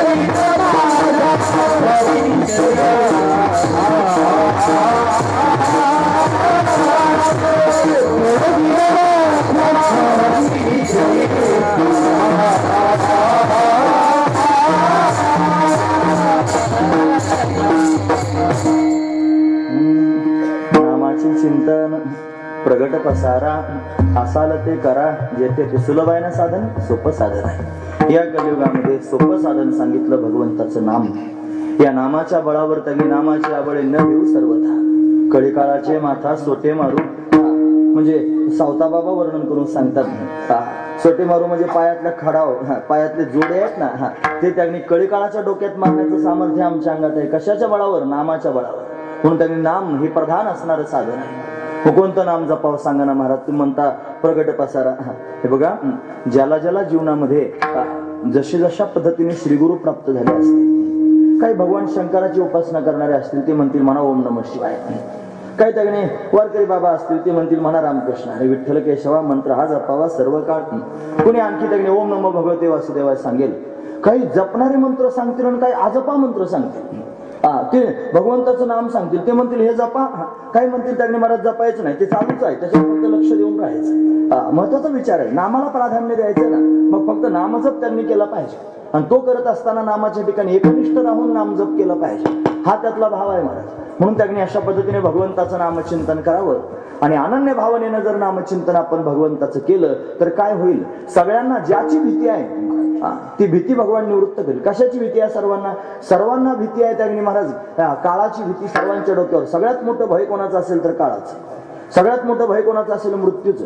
सर्वात मोठं भय कोणाचं असेल? जन्म मरणाची परंपरा. त्यांनी महाराज ही भीतीदायक असणारी परंपरा आहे त्याची भीती वाटते. अधोगतीला जाण्याची भीती वाटते. म्हणून त्यांनी महाराज ही भीती पोटातून जर घालवायचं काम कोण करत असेल तर परमात्मा करेल. पण केव्हा? जेव्हा आपण अखंड प्रेमानं त्याचं नामचिंतन करू तेव्हा. म्हणून त्यांनी अशा पद्धतीने नामचिंतन केलं पाहिजे. तुकोबारांना या नामचिंतनाचा अनुभव आहे. अनुभवानं सांगतात ते म्हणतात मुनिमुक्त झाले बेणे गर्भवास आम्हा विष्णुदासा सुलभतो. आम्हाला सुलभ आहे विष्णुदासांना. कशाच्या जीवावर तुम्हाला गर्भवास सुलभ वाटतो ते तरी सांगा. ते म्हणले गर्भवास हे दुःख नाही येता जाता हृदय असता नाम तुझे. गर्भवासात दुःख नाही. यायला दुःख वाटत नाही जायला दुःख वाटत नाही. नाम भगवंताचं आहे म्हणून. मग मध्यंतरी संसार करत असताना तुम्हाला दुःख होत नाही का? सारे लोक त्यांनी दुःखाच्या समुद्रात सापडतात. ते म्हणले अजिबात नाही. का बरं? म्हणे आम्ही भगवंताचं नामचिंतन काम करता करताच करतो. कामामध्ये काम, काही म्हणा राम राम, जाईल भवश्रम, सुख होईल दुःखाचे. मग ठीक आहे म्हणे, जन्मताना दुःख वाटत नाही, मध्यंतरी तुम्हाला नामाच्या बळावर मरताना तरी दुःख होत असेल ना? ते म्हणले अजिबात नाही. अंतकाली ज्याच्या नामाले मुखा तुका म्हणे सुखा पार. म्हणजे तिन्ही काळात नाम सांगितलं. जन्माच्या आधी नाम सांगितलं, गर्भात असताना ते सांभाळतं. जन्माला नंतर जन्मभर तगणे महाराज दुःख होऊ देत नाही नाम भगवंताचं, म्हणून तगणे सुख होईल दुःखाचे सांगूनच टाकले. आणि मरताना सुद्धा दुःख होणार नाही अंतकाली ज्याच्या नामाले मुखा, म्हणून नाम हे त्यांनी आधी मध्य आणि अंत तिन्ही ठिकाणी बीज आणि फळ हरीचे नाम. म्हणून सुरुवात भगवंताच्या नामानं, शेवट पण भगवंताच्या नामानं आहे. असं श्रेष्ठ असणारं भगवंताचं नाम आहे. मग ते नामचिंतन केलं पाहिजे. तुकोबारायांना भीती वाटत नाही जन्माला यायची. घेईन मी जन्म यासाठी देवा, तुझी चरण सेवा साधावया. काय करणार? हरिनाम कीर्तन, संतांचे पूजन, हरिनाम कीर्तन करीन म्हणतात. नामाच्या बळावर जन्माला येईन म्हणतात. भीती त्यांनी पोटात वाटत नाही. तुकोबारायांना नामाचा प्रभाव माहिती आहे, नामाचा अनुभव तुकोबारायांच्या जवळ आहे. आणि म्हणून ठामपणे सगळ्या लोकांच्या समोर वर्णन करून सांगतात, या नामाचा प्रभाव तुकोबारायासारख्या संतांना कळाला म्हणून हे सगळे संत देवाकडे गेले महाराज. आणि देवाकडे जाऊन देवाबरोबर बोलायला लागले. कारण त्यांचा स्वभाव असतो, दोही ठाई तुका नाही पडो देत चुका. हे दोन्ही ठिकाणी सांगायला जातं. हे देवाकडे पण सांगायला जातं आणि जीवाकडे पण सांगायला जातं. दोघांच्या मधला दुवा आहेत हे संत. देवाबरोबर पण बोलतात आणि जीवाबरोबर पण बोलतात. हे त्यांच्यातलं सामर्थ्य आहे. जे देवाबरोबर बोलू शकतात यांनी देवाकडे जाऊन देवाला समजून सांगायला सुरुवात केली. हे बघ देवा, कलियुग आहे. या कलियुगामध्ये या लोकांना दुसरी साधना करता येत नाही. सगळ्या कलियुगातल्या लोकांचा उद्धार झाला पाहिजे असं त्यांनी आम्हाला सगळ्यांना वाटतं. कारण बुडता हे जनन देखवे डोळा, येतो कळवळा म्हणून या, येतो हिताचा कळवळा, पडती हाती म्हणून काळा. ही सगळी प्रमाणे पाहून घ्या. संतांच्या पोटातला कळवळा आहे. पण देवा, आमच्या डोळ्यासमोर हे सगळे लोक त्यांनी भवसमुद्रात बुडतील आणि ते त्यांनी आम्ही पाहू, हे कधीच होणार नाही. पण आमच्या पोटात कळवळा, यांच्या उद्धाराचा कळवळा आहे. आणि आम्हाला माहिती आहे कलियुग सुरू आहे. या कलियुगामध्ये दुसरी कोणतीच साधना घाईघाईने करता येत नाही. एकच साधना आहे, तुझं नामचिंतन करणं. नामचिंतन त्यांनी करणं सोपी साधना आहे. ती साधना त्या लोकांना आम्ही आता सांगायला जाणार आहोत. पण तुला सांगून जातो आधी की आम्ही लोकांना सांगणार आहोत, तुम्ही नामचिंतन करा आणि देव तुम्हाला सोडवायला येईल. कोणाला सांगितलं? देवाला जाऊन सांगितलं. म्हणजे देवाला आधी वाजवून घेतलं. ही वाजवणं माहिती आहे ना? म्हणजे त्यांनी चांगल्यापैकी असं ठरवून घ्यायचं. म्हणजे हे बघ देवा, जातो आता सगळ्या लोकांना सांगायला. मी जाणार आहे, सगळ्यांच्या समोर सांगणार आहे, भगवंताचं नामचिंतन लागून या पाया बिनवितो तुम्हाला, करटाळी बोला मुखी नाम, हे सांगायला जाणार आहे. उठा जागे वारे आता, स्मरण करा पंढरीनाथा, भावे चरणी ठेवा माता, चुकाव्याता जन्माच्या धनदारा पुत्र जनबंधू सोयरे पिशून सर्व मिथ्या आहे जाणून शरण रेखा देवाशी सांगायला चाललोय. सगळ्यांना सांगायला चाललोय. आणि हे सांगून त्यांनी सगळे लोक आमचं म्हणणं ऐकून तुझं नामस्मरण करतील. पण लोकांनी नामस्मरण करायला सुरुवात केल्यानंतर लोक आमचं म्हणणं ऐकून तुझं नामस्मरण करणार आहेत ना, मग तू आता गाफील राहायचं नाही. मग काय करायचं? जेवढे जेवढे लोक अंतकरणापासून प्रेमानं तुझं नामचिंतन करतील त्या सगळ्या लोकांना सोडवण्याकरिता तू जायचं. म्हणून लोकांच्या समोर आम्ही जाऊन अशी प्रतिज्ञा करणार आहोत की तुम्ही नामचिंतन करा, भगवान तुम्हाला सोडवण्याकरिता येईल. कसं काय तुम्हाला एवढी शाश्वती आहे? अहो, आम्ही भगवंताचे दास आहोत. जो खरा सेवक असतो ना, तो स्वामीवर सुद्धा सत्ता गाजू शकतो. हा महत्वाचा विचार आहे. म्हणून ज्याची खरी सेवा त्याच्या भय काय जीव, त्याला काय भय नसतं. स्वामीच्या समोर त्यागणी महाराज अशा पद्धतीने बोलू शकतो. म्हणून जगाचा मालक आमचा स्वामी आहे. तो आमचा मालक आहे आणि तो त्यागणी महाराज, त्याच्याशिवाय आमच्या चित्ताला दुसरा काही विषय नाही. तो फक्त समर्थ आहे आणि आमचा आहे. त्याच्याशिवाय आम्हाला दुसरं कोणी नाही. त्याचं सगळं सामर्थ्य आम्हाला माहिती आहे. म्हणून त्याचं सामर्थ्य आम्हाला माहिती असल्या कारणानं आम्ही तुमच्या समोर येऊन त्यांनी त्याचा निरोप सांगतो. तुका म्हणे मज धाडिले निरोपा, मार्ग हा सोपा सुखरूप आणि सोपा असणारा मार्ग आहे. हा त्यांनी सोपा मार्ग सांगण्याकरिता आले. हे सोपेवर मग आम्हा सांगितले.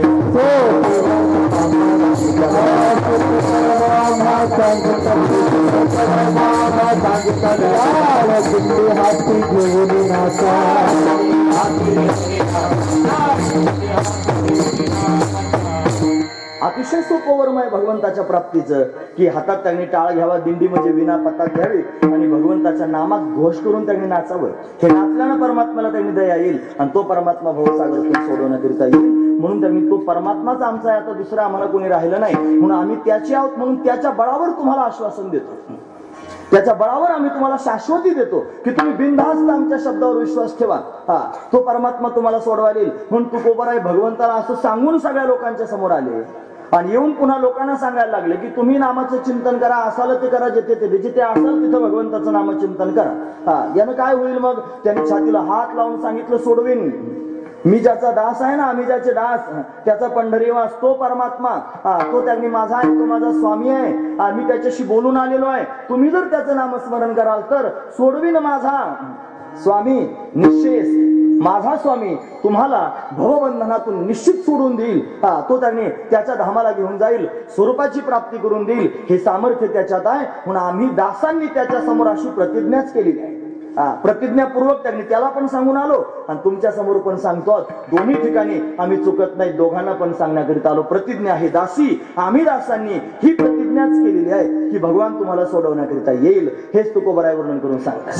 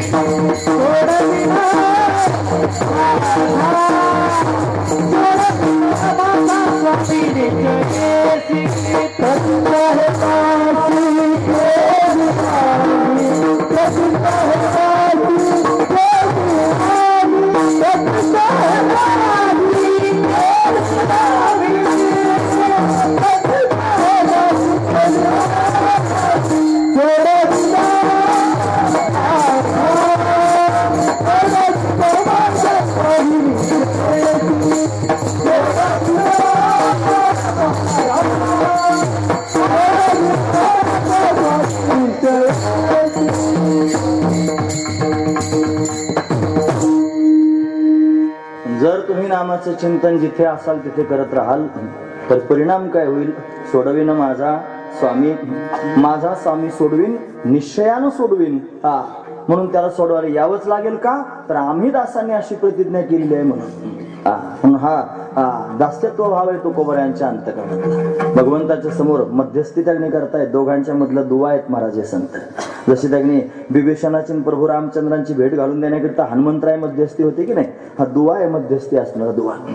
म्हणतात लंकेमध्ये गेले ना हनुमंतराय, त्यावेळेला आधी रावणाच्या महालात गेली होती सीतेचा शोध घेण्याकरिता, सापडली नाही सीतामाई. मग पुन्हा त्यांनी कुंभकर्णाकडे गेले, तो झोपलेलाच होता म्हणतात. पण त्याला झोपायचा छंद होता ना, युद्धविराम झाल्यावर झोपायचं ना, मग काय करायचं, कुठपर्यंत जागा राहील असा त्यांनी कुंभक. त्याच्या महालात सापडली नाही सीतामाई. मग तिसरा त्यांनी महाल होता विभीषणाचा. मग विभीषणाच्या घरासमोर गेल्यावर तुळशी वृंदावन पाहायला मिळालं. हनुमंतराय म्हणजे लंकेत तुळशी वृंदावन विशेष वाटलं जरा. काय असेल जरा कानोसा घेतलं तर श्रीराम जय राम जय जय राम भजन चालू होतं महाराज. आणि भजन ऐकून सूक्ष्म रूप धारण करून ब्राह्मणाचं रूप धारण करून आतमध्ये गेले. आणि विभीषण भजन करत होता, त्याच्याशी बोलायला सुरुवात केलं, कोण आहेस? तुम्हाला मी रावणाचा भाऊ आहे. आणि तू भजन करतोय शत्रूचं, रामाचं भजन करतोयस? म्हणलं हो, मला कळालेलं आहे, राम त्यांनी जगन्यंता नाही, रामाची शरणागती मला करायची. हा रामाचा भक्त आहे असं ज्या वेळेला हनुमंतरायांना कळालं, त्यावेळी ते ब्राह्मणाचं रूप सोडून दिलं आणि मूळ स्वरूपात प्रगट झाले. आणि हे हनुमंत आहेत हे ज्या वेळेला विभीषणाला कळालं, या विभीषणाला हात जोडून बोलायला सुरुवात केली, हमारे राम जी से राम राम कहियो जी हनुमान, कहियो जी हनुमान, कहियो जी हनुमान, हमारे राम जी से राम राम कहियो जी हनुमान. जय हनुमान ज्ञान गुण सागर, जय कपीस तिहु लोक उजागर, रामदूत अतुलित बलधामा, अंजनी पुत्र पवन सुत नामा, महावीर विक्रम बजरंगी, कुमति निवार सुमति के संगी, कंचन बरन विराज सुवेशा, कानन कुंडल कुंचित केसा, हमारे राम जी से राम राम कहियो जी हनुमान, हमारे राम जी से राम राम कहियो जी हनुमान. हे हनुमंता, राम रायाला राम राम सांगा, तुम्ही त्यागणी जगाचे मालक आहात, मला सांभाळा. त्या रावणाचा भाऊ आहे, पण मला त्याच्याजवळ राहावं असं वाटत नाही, तुमच्या शरणागतीत यायचे, मध्यस्थी करा. हनुमंतानं मध्यस्थी केली म्हणून विभीषणाचा राज्याभिषेक केला. महाराज हनुमंतानं प्रश्नच विचारला, देवा विभीषण शरण आला म्हणून राज्याभिषेक करायला निघाले, लंकेचं राज्य त्याला दिलं, आणि रावण शरण आल्यावर काय करणार? की म्हणजे अयोध्येचं राज्य आहे अजून माझ्याकडे. जर त्याने रावण शरण आला तर त्याला अयोध्याच देऊन टाकीन, म्हणजे राम एक वचनी आहेत. असू द्या, मध्यस्थी सांगायची, संत मध्यस्थी करतात, तशी तुकोबराय मध्यस्थी करतात.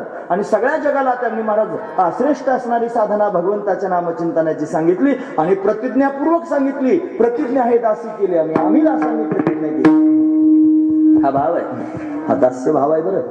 कारण आम्ही ज्याचे दास तुकोबरांच्या सगळ्यात कठीण भाव जर कोणता असेल तर दास्य भाव आहे. दास्यत्व निकट हनुमंते पै केले असं आपण म्हणतो. हनुमंतरायांना विचारलं रामरायाने, तुम्ही ऐकत सर्व महत्वाचा मुद्दा सांगायचा. रामानं हनुमंताला विचारलं, हनुमंत कोण आहेस? कोण आहेस म्हणल्यानंतर आता काय उत्तर द्यावं, नेमकं कोणत्या दृष्टीने उत्तर द्यावं? मग उत्तर द्यायला सुरुवात केली. हनुमंतरायांनी स्पष्ट शब्दात सांगितलं, रामा जर देहदृष्टीने विचारत असाल, हे देहदृष्ट्या तु दासोहम, जीवदृष्ट्या तु दंशकः, आत्मदृष्ट्या त्वमेवाहम इति मे निश्चिता मती. महत्वाचा विचार. देहदृष्टीने जर विचारत असाल तर आम्ही तुमचे दास आहोत, देहदृष्ट्या तु दासोहम. जीवदृष्टीने जर विचारत असाल तर तुमचे अंश आहोत. तू स्वतःच म्हणतो, ममय अंशो जीव लोके जीवभूत सनातना मन षष्टानी इंद्रियानी प्रकृतिस्थानी कर्षती. जीवदृष्टीने पाहिलं तर तुझे अंश आहोत. आणि आत्मदृष्टीने जर विचारत असशील रामा तर त्वमेवाहम, तू आणि मी एकच आहे. तत्वमसी महावाक्य सांगितलं त्याच्यात. म्हणून त्यांनी एकत्वाचा विचार त्यांनी मांडला. म्हणून सगळ्यात कठीण भाव जर कोणता असेल तर दास भाव आहे. म्हणून त्यांनी दासोहम, जसं त्यांनी ब्रह्मज्ञान झाल्यानंतर त्यांनी ते ब्रह्म मी आहे सोहम असं तो म्हणतो की नाही, त्याच्यापेक्षा श्रेष्ठ भाव आहे दासोहम. मी दास आहे भगवंताचा, हा भाव आहे महाराज. म्हणून जगद्गुरु तुकोबराय स्वतःला भगवंताचा दास म्हणून घेतात. म्हणून ही प्रतिज्ञा त्यांनी महाराज कोणी पण दुसरा करीत नाही. मी दास आहे आणि मी प्रतिज्ञा करतोय, आणि दासाचं काम त्यांनी खरं करणं हे देवाचं कर्तव्य आहे. म्हणून मी प्रतिज्ञा करतोय, तुम्ही अविश्वास दाखवू नका. प्रतिज्ञा आम्ही दासांनी केलेली आहे. सोडवीन माझा स्वामी निश्चय, माझा स्वामी निश्चयानं सोडवायला आम्ही दासांनी प्रतिज्ञा करून तुमच्या समोर हे सांगितलंय. असं विशेष रूपाने तुकोबराय सांगतात. पण कोणीतरी प्रश्न विचारलाच तुकोबराय म्हणजे, महाराज तुम्ही म्हणता सोडवायला येईल देव, सगळ्या गोष्टी खऱ्या आहेत, पण मग कोणाला पण सोडवतो का? आमचं चरित्र जर आम्ही स्वतः पाहिलं तर मागे जर डोकावून पाहिलं तर काही चांगलं वाटत नाही. आता कशाला काही वाईट सांगावं त्यांनी महाराज. पण प्रत्येकाचं जीवन ज्याच्या त्याच्याजवळ आहे. काही बालपणापासूनच परमार्थाला लागलेले आहेत ते भाग्यवान आहेत. ते त्यांनी सहजच भगवंताच्या भक्तीला त्यांना परिवार कसा मिळाला, तसे संस्कार मिळाले, ते भगवंताच्या भक्तीला लागले. पण सगळ्यांचीच अशी अवस्था नसते. मग कुठेतरी जीवनामध्ये काहीतरी अपराध घडलेला असतोच. मग माझं जीवन जर अपराधानं युक्त असेल आणि तुम्ही म्हणता तसं नामचिंतन जर मी केलं तर परमात्मा मला प्राप्त होईल का? परमात्मा मला पण सांभाळेल का? भवबंधनातून मला मुक्त करील का? असं जर त्यांनी कोणी म्हणत असेल तर तुकोबराय त्याला सांगतात, वेड्या तू असं विचारतोयस याचं कारण तुला देवाचा स्वभाव माहित नाही.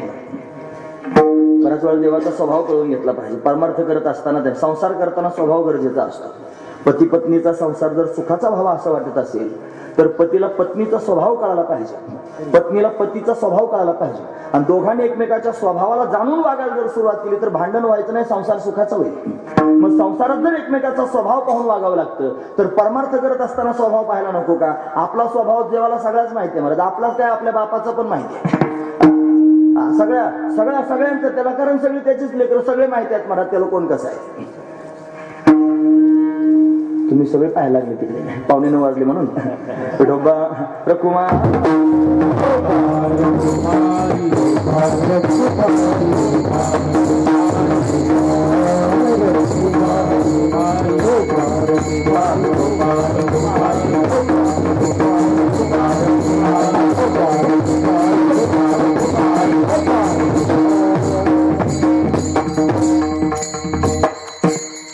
देव सर्वज्ञ आहे ना, त्याला सगळ्यांचे स्वभाव माहिती आहे.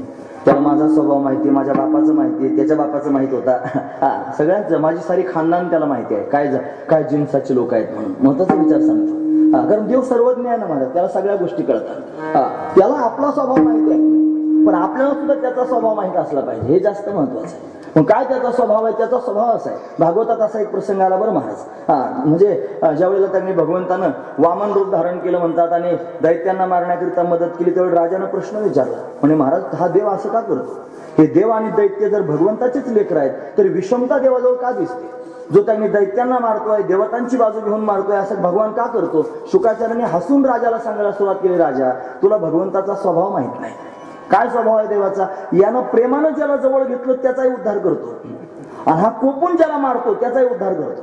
हा कोपून ज्याची मारी तो पावे ब्रह्म साक्षात्कार. म्हणून कोणत्याही अंगाने प्रेमानं अनुग्रह केला तरी पण उद्धरून नेईल, आणि निग्रह केला तरी उद्धरूनच नेईल. हा भगवंताचा स्वभाव आहे. असा स्वभाव भगवंताचा कळावा, पण असा स्वभाव आहे देवाचा.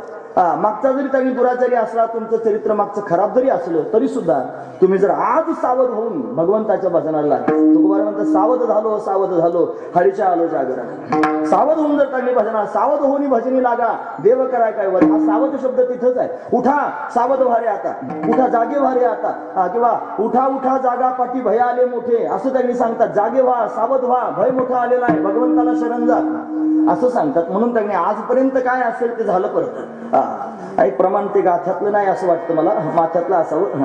म्हणून मागे झाले ते पाहू नका, पुढे जामीन आहे तो का.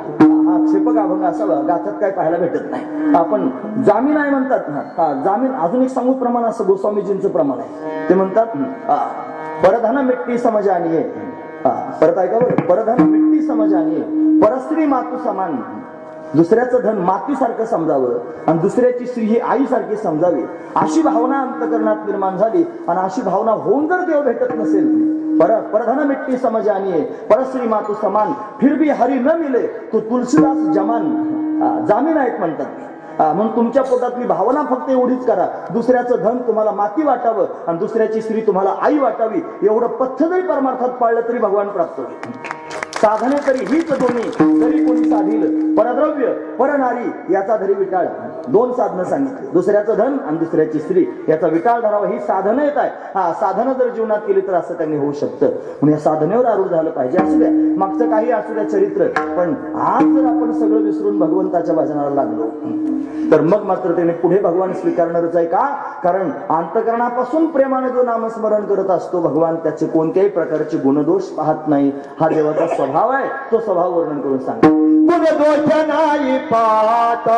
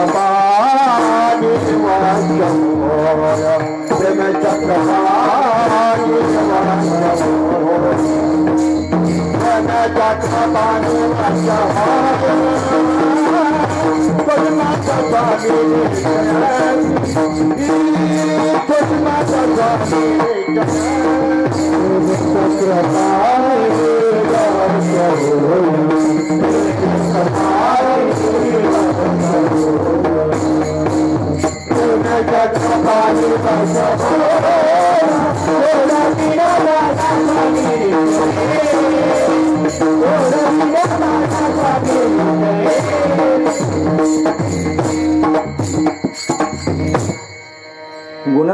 नाही पाहत कीर्तनी, प्रेमे चक्रपाणी वश होय. देवाचा पण स्वभाव आहे. काय स्वभाव आहे? जो कोणी अनन्य भावानं भगवंताला शरण जाऊन प्रेमानं भगवंताचं भजन करील, नामचिंतन करील, नामस्मरण करील, भगवान त्याची गुणदोष पाहणार नाही. हा भगवान गुणांनी संतुष्ट होत नाही, प्रेमानं संतुष्ट होतो, भक्तीनं संतुष्ट होतो. भक्त्या तुष्यति केवलम नच गुणे भक्तिप्रिय माधवा. माधवाला भक्तिप्रिय आहे. यानं बाकीच्या सगळ्या कितीतरी लोकांची उदाहरणं सांगितली महाराज. यानं गजेंद्राचं काहीच पाहिलं नाही. गजेंद्र हत्ती होता की नाही, पशु होता, पण असं म्हटलं नाही हा पशु आहे म्हणून. त्याला ते सगळे घरचे लोक सोडून निघून गेले 9:45 दरम्यान. सगळेजण सोडून गेले महाराज. एवढे त्यांनी सगळ्याची माळ त्यांनी यायची, त्याला ते असे उडीत काठापर्यंत सगळे आणायचे. त्या मगरानं ओढलं की सगळी माळच आतमध्ये जायची. असं बऱ्याच वर्षापर्यंत, दिव्य वर्षांपर्यंत चाललं. मला वाटतं दिव्य 5000 वर्षापर्यंत चाललं. मग एक एक एक एक करून सगळे सोडून निघून गेले. त्याच्या त्या सुना होत्या ना, त्याने हळूच तोंडा सोडून घेतल्या आणि आपापल्या नवऱ्यांच्या कानात घातल्या. हत्तीचे कान मोठे असतात महाराज. आणि हत्तीच्या कानात सोंडा घालून सांगायला सुरुवात केली, सांगते तुम्हा वेगळं निघा. असं आपापच व्हायला लागलं. आणि मग ते सगळ्यांनी आपापल्या शिपूट सोंड धरून ओढायचं काम सुरू होतं ना, दिलं सोडून सगळ्यांनी. एकटाच राहिला अंतकाळी मी परदेशी. आणि मग काय करावं? मग त्याच सरोवरामध्ये असणारं त्यांनी एक कमळ सोंडीत घेतलं आणि आकाशाच्या दिशेने भिरकावलं. कोण होईल तो ब्रह्मांड चालक, आपणच हा कधी येईल हाके, असं त्यांनी तो गजेंद्र भगवंताचं स्तवन करू लागलं. त्याला तर नाव सुद्धा माहित नव्हतं देवाचं, पण स्मरण भगवंताचं केलं ना. जगन्नियंता परमात्मा त्यांनी धावत आला. गजेंद्राचा धावातवा केला विठाई. गरुडावर बसून भगवान त्यांनी धावत आला. सुदर्शन चक्र घेऊन मकराचं मस्तक उडून टाकलं. तो मगर त्यांनी मारला गेला. त्याच्यातून एक दिव्य पुरुष त्यांनी प्रगट झाला महाराज. तो त्यांनी इंद्रदुम्न नावाचा राजा होता मागच्या जन्मातला. आणि तो त्यांनी महाराज शापानं मगर झाला होता. नाही, त्याच्यात त्यांनी तो हुहू नावाचा गंधर्व होता. आणि हा जो हत्ती आहे ना, तो इंद्रदुम्न नावाचा राजा होता. भगवंताच्या दर्शनानं त्यांनी महाराज त्याला दिव्यत्व प्राप्त झालं त्या हत्तीला. आणि मग तो इंद्रदुम्न त्यांनी भगवंताच्या गरुडावर बसून जाण्याकरिता निघाला. मगरीतून बाहेर आला दुसरा पुरुष. आहे मला थांब, तुझा भक्त म्हणून घेऊन चालला खुशाल, मला इथंच ठेवलं म्हणला. आणि देवाचं निंदा करायला लागला बरं तो मला खुशाल भक्ताला घेऊन जातो, जरा थोडेसे त्यांनी प्रमाण पाठ करीत जाय म्हणे. काकड्यातले म्हणे काय, कोटी ब्रह्म हत्या मुख पाहता जाती, हे प्रमाण सगळ्यांचे पाठ असतात माणसा. तुझं मुख पाहिल्यानंतर त्यांनी कोटी ब्रह्म हत्या निघून जातात. आता मी तुझं मुख प्रत्यक्ष पाहिलं, खुशाल मला ठेवून चालला आणि त्याला घेऊन चाललास म्हणे. आणि अजून प्रमाण नाथांचे अभंग जरा पाठ करीत जाय म्हणे. काय नाथांनी स्पष्ट शब्दात सांगितलं, हरिप्राप्तीशी उपाय धरावे संतांचे ते पाय. हा हत्ती तुझा भक्त आहे म्हणून तर त्याचा पाय धरला होता. एवढे दिवस त्याचे पाय धरून कुशाल त्याला घेऊन चालला आणि मला ठेवून चालला. असं म्हणल्यावर देवाला हसू आलं. मला नक्र बोले देवासे हसू आले. निंदा नाही स्तवन माझे केले, याने निंदा नाही माझं स्तवन केलं असं म्हणून त्यालाही बरोबर घेतलं, उद्धरून गेलं महाराज. म्हणून त्यांनी भगवान जात पाहत नाही, भगवान कुळ पाहत नाही, हा पशु आहे का हे सुद्धा पाहत नाही. पण हनुमंतराय त्यांनी वानर योनीत जन्माला आले की नाही, पण वानर आहे असं पाहिलं नाही, हृदयाला लावलं. हा राम ज्या वेळेला वनवासाला जाण्याकरिता निघाला त्यावेळेला निषाद जातीचा त्यांनी निषाद राजा एक नाही गुहक, या गुहकाला प्रभू रामचंद्रांनी हृदयाला लावलं. फार प्रेम दिलं महाराज. ज्या वेळेला प्रभू चित्रकूटावर वास्तव्य करण्याकरिता गेले ना, भरतजी त्यांनी भेटण्याकरिता आले ना, हा गुहक त्यांनी समोर गेला. आणि या गुहकानं पाहिलं भरत चतुरंगिनी सेना घेऊन आलेला आहे, म्हणून विरोध करण्याकरिता गेला, पण हा सात्विक आहे असं कळालं. आणि मग दोघांमधला संवाद आहे. आणि या संवादात त्यांनी महाराज या गुहकानं सांगितलं, भरताला सांगितलं, भरता अरे तू राम सामान्य नाही, माझ्यासारखा सामान्य असणारा नीच जातीचा माणूस. मी त्यांनी शिकार करणार आहे, मी पारध करणार आहे, मी त्यांनी मासे पकडणारा मनुष्य आहे. आणि असं त्यांनी माझं जीवन असताना सुद्धा या रामानं मला हृदयाला लावलं. असं म्हणल्यावर भरत गहिवरला महाराज. आणि घाईघाईनं त्यांनी समोर जाऊन या गुहकाला भरतानं सुद्धा आलिंगन दिलं. का माझ्या देवानं तुला आलिंगन दिलंय म्हणून मी सुद्धा तुला आलिंगन देतो. हा भाव भरताच्या पोटातला. रामकथा सुद्धा अशीच गोड आहे महाराज.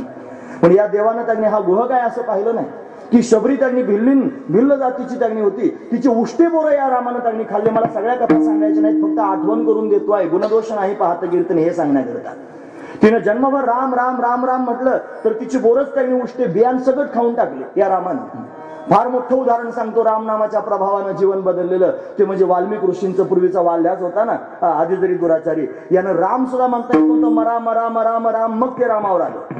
मग असं राम म्हणल्यानं त्यांनी महाराज प्रभूंनी कृपा केली आणि दिव्यत्व त्यांनी प्राप्त करून दिलं. आणि रामचरित्र लिहिण्याचे अधिकारी झाले. एवढं सामर्थ्य त्यांनी प्राप्त झालं.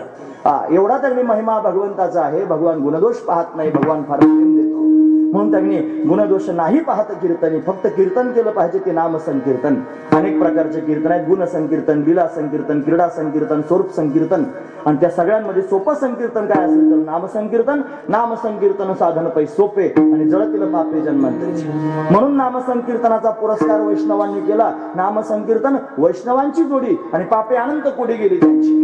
म्हणून वैष्णवांनी नाम संकीर्तनाला त्यांनी स्वीकारलं. हे नाम संकीर्तन श्रेष्ठ असणारं साधन आहे, ते सर्वांनी केलं पाहिजे, हा त्यातला भावच आहे. म्हणून गुणदोष नाही पाहत कीर्तनी, कोणत्या? नाम संकीर्तनी. बाकीचे कीर्तन करावेत पण सगळ्यांना करता येत नाही, नाम संकीर्तन सर्वांना करता येतं. म्हणून तर त्यांनी महाराज भगवान गुणदोष पाहणार नाही, आपला स्वीकार करेल. महाराज परमात्म्याने स्वीकार केल्यावर काय होतं ते तरी सांगा.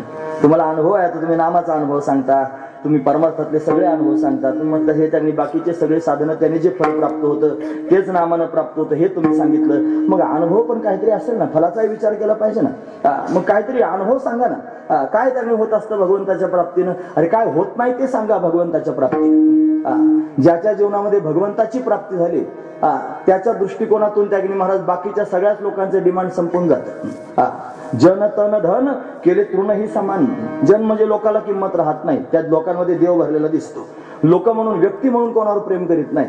तन म्हणजे शरीराला किंमत राहत नाही, देह जावा अथवा राहो पांडुरंगी दृढ भाव या भूमिकेत गेलेला असतो. धन, धनाला किंमत त्याच्या जीवनात राहत नाही, तो त्याने महाराज मस्त होऊन जातो. आपल्या संप्रदायात मोठे महापुरुष होऊन गेले, त्यांचं नाव आहे मोतीराम महाराज काकाणी. मोतीराम महाराज मारवाडी समाजात जन्माला आले होते. ब्रह्मचारी होते, दोघे जण भाऊ ब्रह्मचारी होते. भगवंताच्या भक्तीचा छंद लागला होता. बैलगाडीत प्रवास करायचे, पाणी सुद्धा ड्रम भरून गाडीत असायचं, बैलांचा चारा सुद्धा बरोबर घेऊन जायचे. ज्या गावात जातील तिथलं पाणी सुद्धा प्यायचे. आणि तो सगळा चारा सुद्धा बैलांचा तुकोबाऱ्या म्हणतात तट्टा वृषभासी दाना तृण मागू नये जाणार. म्हणून त्यांनी अशा अवस्थेत होते. पायाला त्यांनी जखम झाली होती, त्याच्यात जंतू झाले होते म्हणतात. पण ते जंतू बाहेर कोणी काढले की ते त्याला रागवायचे, परत त्याच्यात सोडायचे, अशी त्यांची अवस्था होती. निष्काम भाव अंतकरणामध्ये होता, भगवंतावर प्रेम त्यांनी करणारे होते. म्हणून भगवान त्यांनी सांभाळतो म्हणतात, कीर्तन करता करता जय विठ्ठल करताना शरीर सोडलं. का सांगतो कशाकरिता? त्यांच्या कपड्याला खिशेच नव्हते. त्यांच्या आपल्या कपड्याला खिशे आहेत ना महाराज, आपल्याला डबलच आठवावं लागतं. पण त्यांच्या कपड्याला खिशेच नव्हते. का नव्हते? धनाचा काही संघच राहिला नव्हता. मग जन तन धन केले तृणही समान. त्याच्यापाशी काहीच आडून पडलं नाही, अशी त्यांची अवस्था होती. आणि अशी अवस्था भक्ताच्या जीवनात असते. त्याला देवा वाचून दुसरं काही पटतच नाही, त्याला देवा वाचून दुसरं काही आवडतच नाही. विषय तो त्यांचा झाला नारायण. नावडे जन धन माता पिता कोणी आवडत नाही, फक्त देवच आवडतो, अशी त्याची अवस्था असते. रात्रंदिवस देवाची वाट पाहतो, प्रेमानं डोळ्यात प्राण आणून वाट पाहत असतो. आणि हा परमात्मा भेटायला येतो महाराज. प्रसिद्ध असणारं उदाहरण आहे विदुर काकांचं उदाहरण, माहिती आहे ना. विदुर काका त्यांनी पांडवांना झाला 12 वर्षाचा वनवास आणि 1 वर्षाचा अज्ञातवास. हे विदुर काकांना माहित होतं. मग ते त्या पांडव गेले वनवासाला. विदुर काका म्हणले आपणही थांबायचं नाही. घरदार सोडून वनात त्यांनी निघून गेले. 12 वर्षाचा कालखंड निघून गेला, 1 वर्षाचा अज्ञातवास झाला. पांडव त्यांनी आले सुद्धा आणि कौरवांना त्यांनी म्हणायला लागले, दुर्योधनाला आमचं राज्य ते तुम्हाला देत नाही. अरे अर्ध तरी ते मला अर्धही देत नाही. अरे 5 गावं तरी दे, आम्ही 5 भाऊ आनंदात राहू म्हणे, ते पण देत नाही. अरे 1 गाव दे, आम्ही 5 भाऊ एका गावात राहू म्हणले, ते सुद्धा देत नाही. मग त्यानं स्पष्ट शब्दात सांगितलं, सुईच्या टोकावर मावेल एवढी धूळ सुद्धा बिगर युद्धाची देणार नाही, युद्ध करावं लागेल. गेले भगवंताकडे शिष्टाई करायला देवाला बोलवलं आम्हाला. मग देवासमोर पण असंच म्हणला तो दुर्योधन. तो म्हणला सुच्चा मार्गे वदश्यामी विनायुद्धेन केशव. हे केशव सुईच्या टोकावर मावेल एवढी धूळ सुद्धा द्यायचं नाही, विनायुद्धेन केशव असं सांगून टाकलं. म्हणून आता देवाला त्यांनी शिष्टाई करण्याकरिता आणलं. आणि तो जगाचा मालक त्यांनी अशा पद्धतीने हस्तिनापुरात प्रवेश करण्याकरिता निघालं. सगळं गाव सजवलं गेलं, सगळा थाटमाट त्यांनी झाला होता. 9ला 2-3 मिनिटं कमी आहेत बरं. म्हणून त्यांनी एवढा थाटमाट झाला होता. विदुर काकांनी लांबूनच पाहिलं, म्हणजे एवढं गाव का सजवलं असं. मग कोणीतरी सांगितलं माहित नाही, कृष्ण परमात्मा येणार आहे. 12 वर्ष वाट बघत होती दोघं पती पत्नी. यांचं नाव विदुर आणि त्या पत्नीचं नाव सुलभा. विदुर म्हणजे काय? जो सतत विषयांपासून दूर आहे त्याचं नाव विदुर. आणि सुलभा म्हणजे पतीच्या परमार्थाला सुलभ जिचं जीवन आहे ती सुलभा. असं त्यांनी दोघांचं जीवन आहे, परमार्थमय असणारं जीवन आहे. देवाची वाट पाहतायत. दोघांना एकमेका विचारावं असं वाटतं, देव येईल का, देव भेटेल का. एकमेकाची सांत्वना करतात, येईल ना, भेटेल ना, नक्कीच भेटेल. कोणी कधी म्हणायची भेटणार नाही, तो राजाच्या घरी जाईल. पण हा सगळा विचार करता करता देवाच्या भेटीचा अर्थ अंतकरणात होतून तो आला. एवढी गर्दी झाली महाराज सगळी देवाला पाहण्याकरिता. देव रथात बसून त्यांनी चालला होता. विदुर काका एका कोपऱ्यात उभे राहिले, दोघे पती पत्नी, आणि भगवंताकडे पाहत होते केलकेल्या डोळ्यात. मनात एकच भाव होता, देवाने घरी यावं, आपल्या घरी काहीतरी खावं, खाऊन त्यांनी संतुष्ट त्यांनी व्हावं, असाच भाव पोटात होता. पण दुसरा विचार मनात आला, म्हणे हा रथात बसून आता चाललेला आहे, हा राजाच्या घरी जायला आपल्या घरी येईल कसा. पण आता येणारच नाही हे त्यांनी पक्क झालं मनामध्ये. पण सहज देवाकडे पाहून बोलत होते, देवा आम्हाला कळालं आता तू आमच्या घरी येणार नाही, पण ठीक आहे नाही आलास तरी चालेल. बघा बरं बोलणं, नाही आलास तरी चालेल. आम्हाला वाटत होतं आमच्या घरी काहीतरी खावं तू, पण नाही खाल्लंस तरी चालेल, पण एक विनंती आहे देवा. काय? फक्त एकदा डोळे भरून आमच्याकडे बघ नाही, फक्त एकदाच डोळे भरून आमच्याकडे बघ, बाकी काही नकोय, फक्त एकदा माझ्याकडे बघ देवा. हात जोडून किलकिल्या डोळ्यानं भगवंताकडे पाहून त्यांनी बोलत होते विदुर काका. आणि देव रथात होता, ढोल ताशे नगारे वाजत होते, मंगलमय असणारं वातावरण होतं. आणि देव मात्र थाऱ्यावर नव्हता, इकडे इकडे पाहत होता, कोणाला तरी शोधत होता. कोणाला शोधत असेल? त्याला भक्तांशिवाय आहे कोण महाराज दुसरे, पण भक्तांना शोधतो. तो सुद्धा विदुर काकांना माझा विदुर कुठेही पाहत होता. आणि मग शोधाशोध होत असताना कोपऱ्यात उभे असणारे विदुर काका दिसले. आणि नजरानजर झाल्याबरोबर भगवंतानं नजरेनेच खुणवलं, इकडे या या म्हणलं की सगळ्या लोकांना बाजूला करत करत विदुर काका धावतच समोर आले. महाराज देव रथात उभा आहे, विदुर काका खाली येऊन उभे राहिले, हात जोडून देवाच्या मुखारविंदाकडे पाहतायत, काहीच बोलत नाही. तर काय बोलावं हा प्रश्नच मनात पहिला पडतो ना. देव समोर आला की बोलायचं काय, म्हणून बोलत नाहीत विदुर काका काही. आणि दोघे एकमेकाकडे पाहतायत. आणि पाहत असताना देवानच विचार केला की हा काही बोलणारच नाही, आपण काहीतरी बोललं पाहिजे. आणि म्हणून त्या एवढ्या वातावरणामध्ये सुद्धा भगवान विदुर काकांच्या जवळ जाऊन त्यांनी बोलायला सुरुवात केली. आणि देव अतिशय गंभीर शब्दांमध्ये विदुर काकांबरोबर बोलू लागला. आणि भगवंताच्या मुखातून शब्द बाहेर पडले, काका तुम्ही सुखात तर आहात ना, तुम्ही आनंदात तर आहात ना. असा काका शब्द त्यांनी ऐकला ना विदुर काकांनी, हृदय भरून आलं महाराज. सर्वांगावर रोमांच उभे राहिले, कंठ दाटून आला. आणि मनात एकच विचार येऊ लागला, अरे सगळं जग मला दासीपुत्र म्हणून हिणवताय, आणि अनंत कोटी ब्रह्मांडाच्या मालकानं तोंड भरून माझी चौकशी करावी आणि मला काका म्हणून हाक मारावी, याच्यापेक्षा काय वैभव आहे महाराज. म्हणून भगवंताच्या भेटीनं, भगवंताच्या प्रेमानं अंतकरण भरून येतं, कंठ दाटून येतो, रोमांच अंगावर त्यांनी उभे राहतात. आणि असं भगवंताचं प्रेम प्राप्त झालं की पुन्हा त्या प्रपंचाकडे पाहावं सुद्धा वाटत नाही, तो प्रपंच सहजच कडू वाटू लागतो. ही भक्ताच्या अंतकरणाची स्थिती आहे. पण भगवत प्राप्तीनं काय होईल असं जर म्हणत असाल तर त्या अभंगाच्या शेवटच्या कडू वाटतो प्रपंच,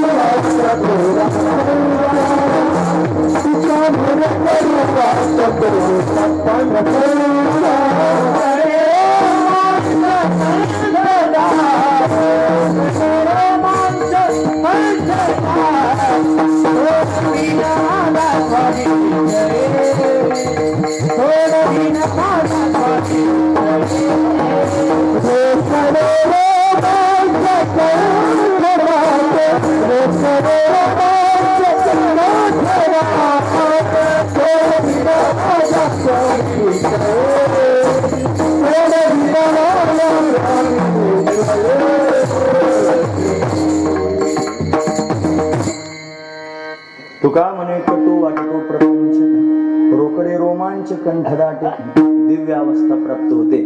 तुम्ही ऐकतात ना सर्वजण, तुम्ही सुरुवातीलाच निश्चय केलेला आहे कीर्तन सुरू होताना की मला पण देव भेटणार आहे म्हणून केला निश्चय. मग देव भेटायला आल्यानंतर काय म्हणेल असा पण विचार केला पाहिजे ना. जसा विदुर काकांच्या समोर येऊन गंभीर शब्दात जगाचा मालक म्हणतोय, काका तुम्ही सुखात तर आहात ना. आकाश ठेंगणं झाल्यासारखं वाटू लागलं, सगळी सुख वळून टाकावीशी वाटू लागली. जगाचा मालक तोंड भरून माझी चौकशी करतोय. हे फक्त विदुराचंच करतो असं नाही, हे फक्त विदुराचंच करतो असं नाही, आपलं पण करेल. आपणही त्यांनी शुद्ध भावनेनं भगवंताला हाक मारावी, भगवंताचं भजन करावं, निष्कपट होऊन निश्चळ होऊन त्यांनी भगवंताच्या भजनाला लागावं. जगाचा मालक प्रत्यक्ष प्रगट होईल आणि प्रगट होऊन आपल्याला सुद्धा म्हणेल, भक्ता तुला भेटण्याकरिता आलोय, तुला दर्शन देण्याकरिता आलोय, चिंता करू नकोस, तुला हृदयाला लावायला आलोय, आता तुझ्याकडे कोणी पाहू सुद्धा शकणार नाही. तुका म्हणे निधी अनेकांच्या हाती आणि बैसाला तो चित्ती निवडेना, असं त्यांनी करून ठेवतो महाराज हा परमात्मा. फक्त त्याचं नामचिंतन केलं पाहिजे, ते प्रगट आहे, ती साधना आहे. आणि ती जर केली तर निश्चित सोडवण्याकरिता येतो, भक्तांना सांभाळतो. आणि हे त्यांनी समजून घेण्यासारखं आहे, माझ्याकडे बोलण्यासारखं बरंच आहे. निर्धारित वेळ संपून गेली, आता आपण थांबणार आहोत. पण अशी अवस्था दिव्य त्यांनी परमार्थातली कोणाकोणाला या नामचिंतनाच्या माध्यमातून प्राप्त झाली त्यांचा विचार केला पाहिजे. ती ज्ञानोबराय तुकोबराय आदी करून सगळ्या संतांना प्राप्त झाली. मोठ्या प्रेमाने त्यांचं चिंतन करून थांबतो. हे ज्ञानेश्वर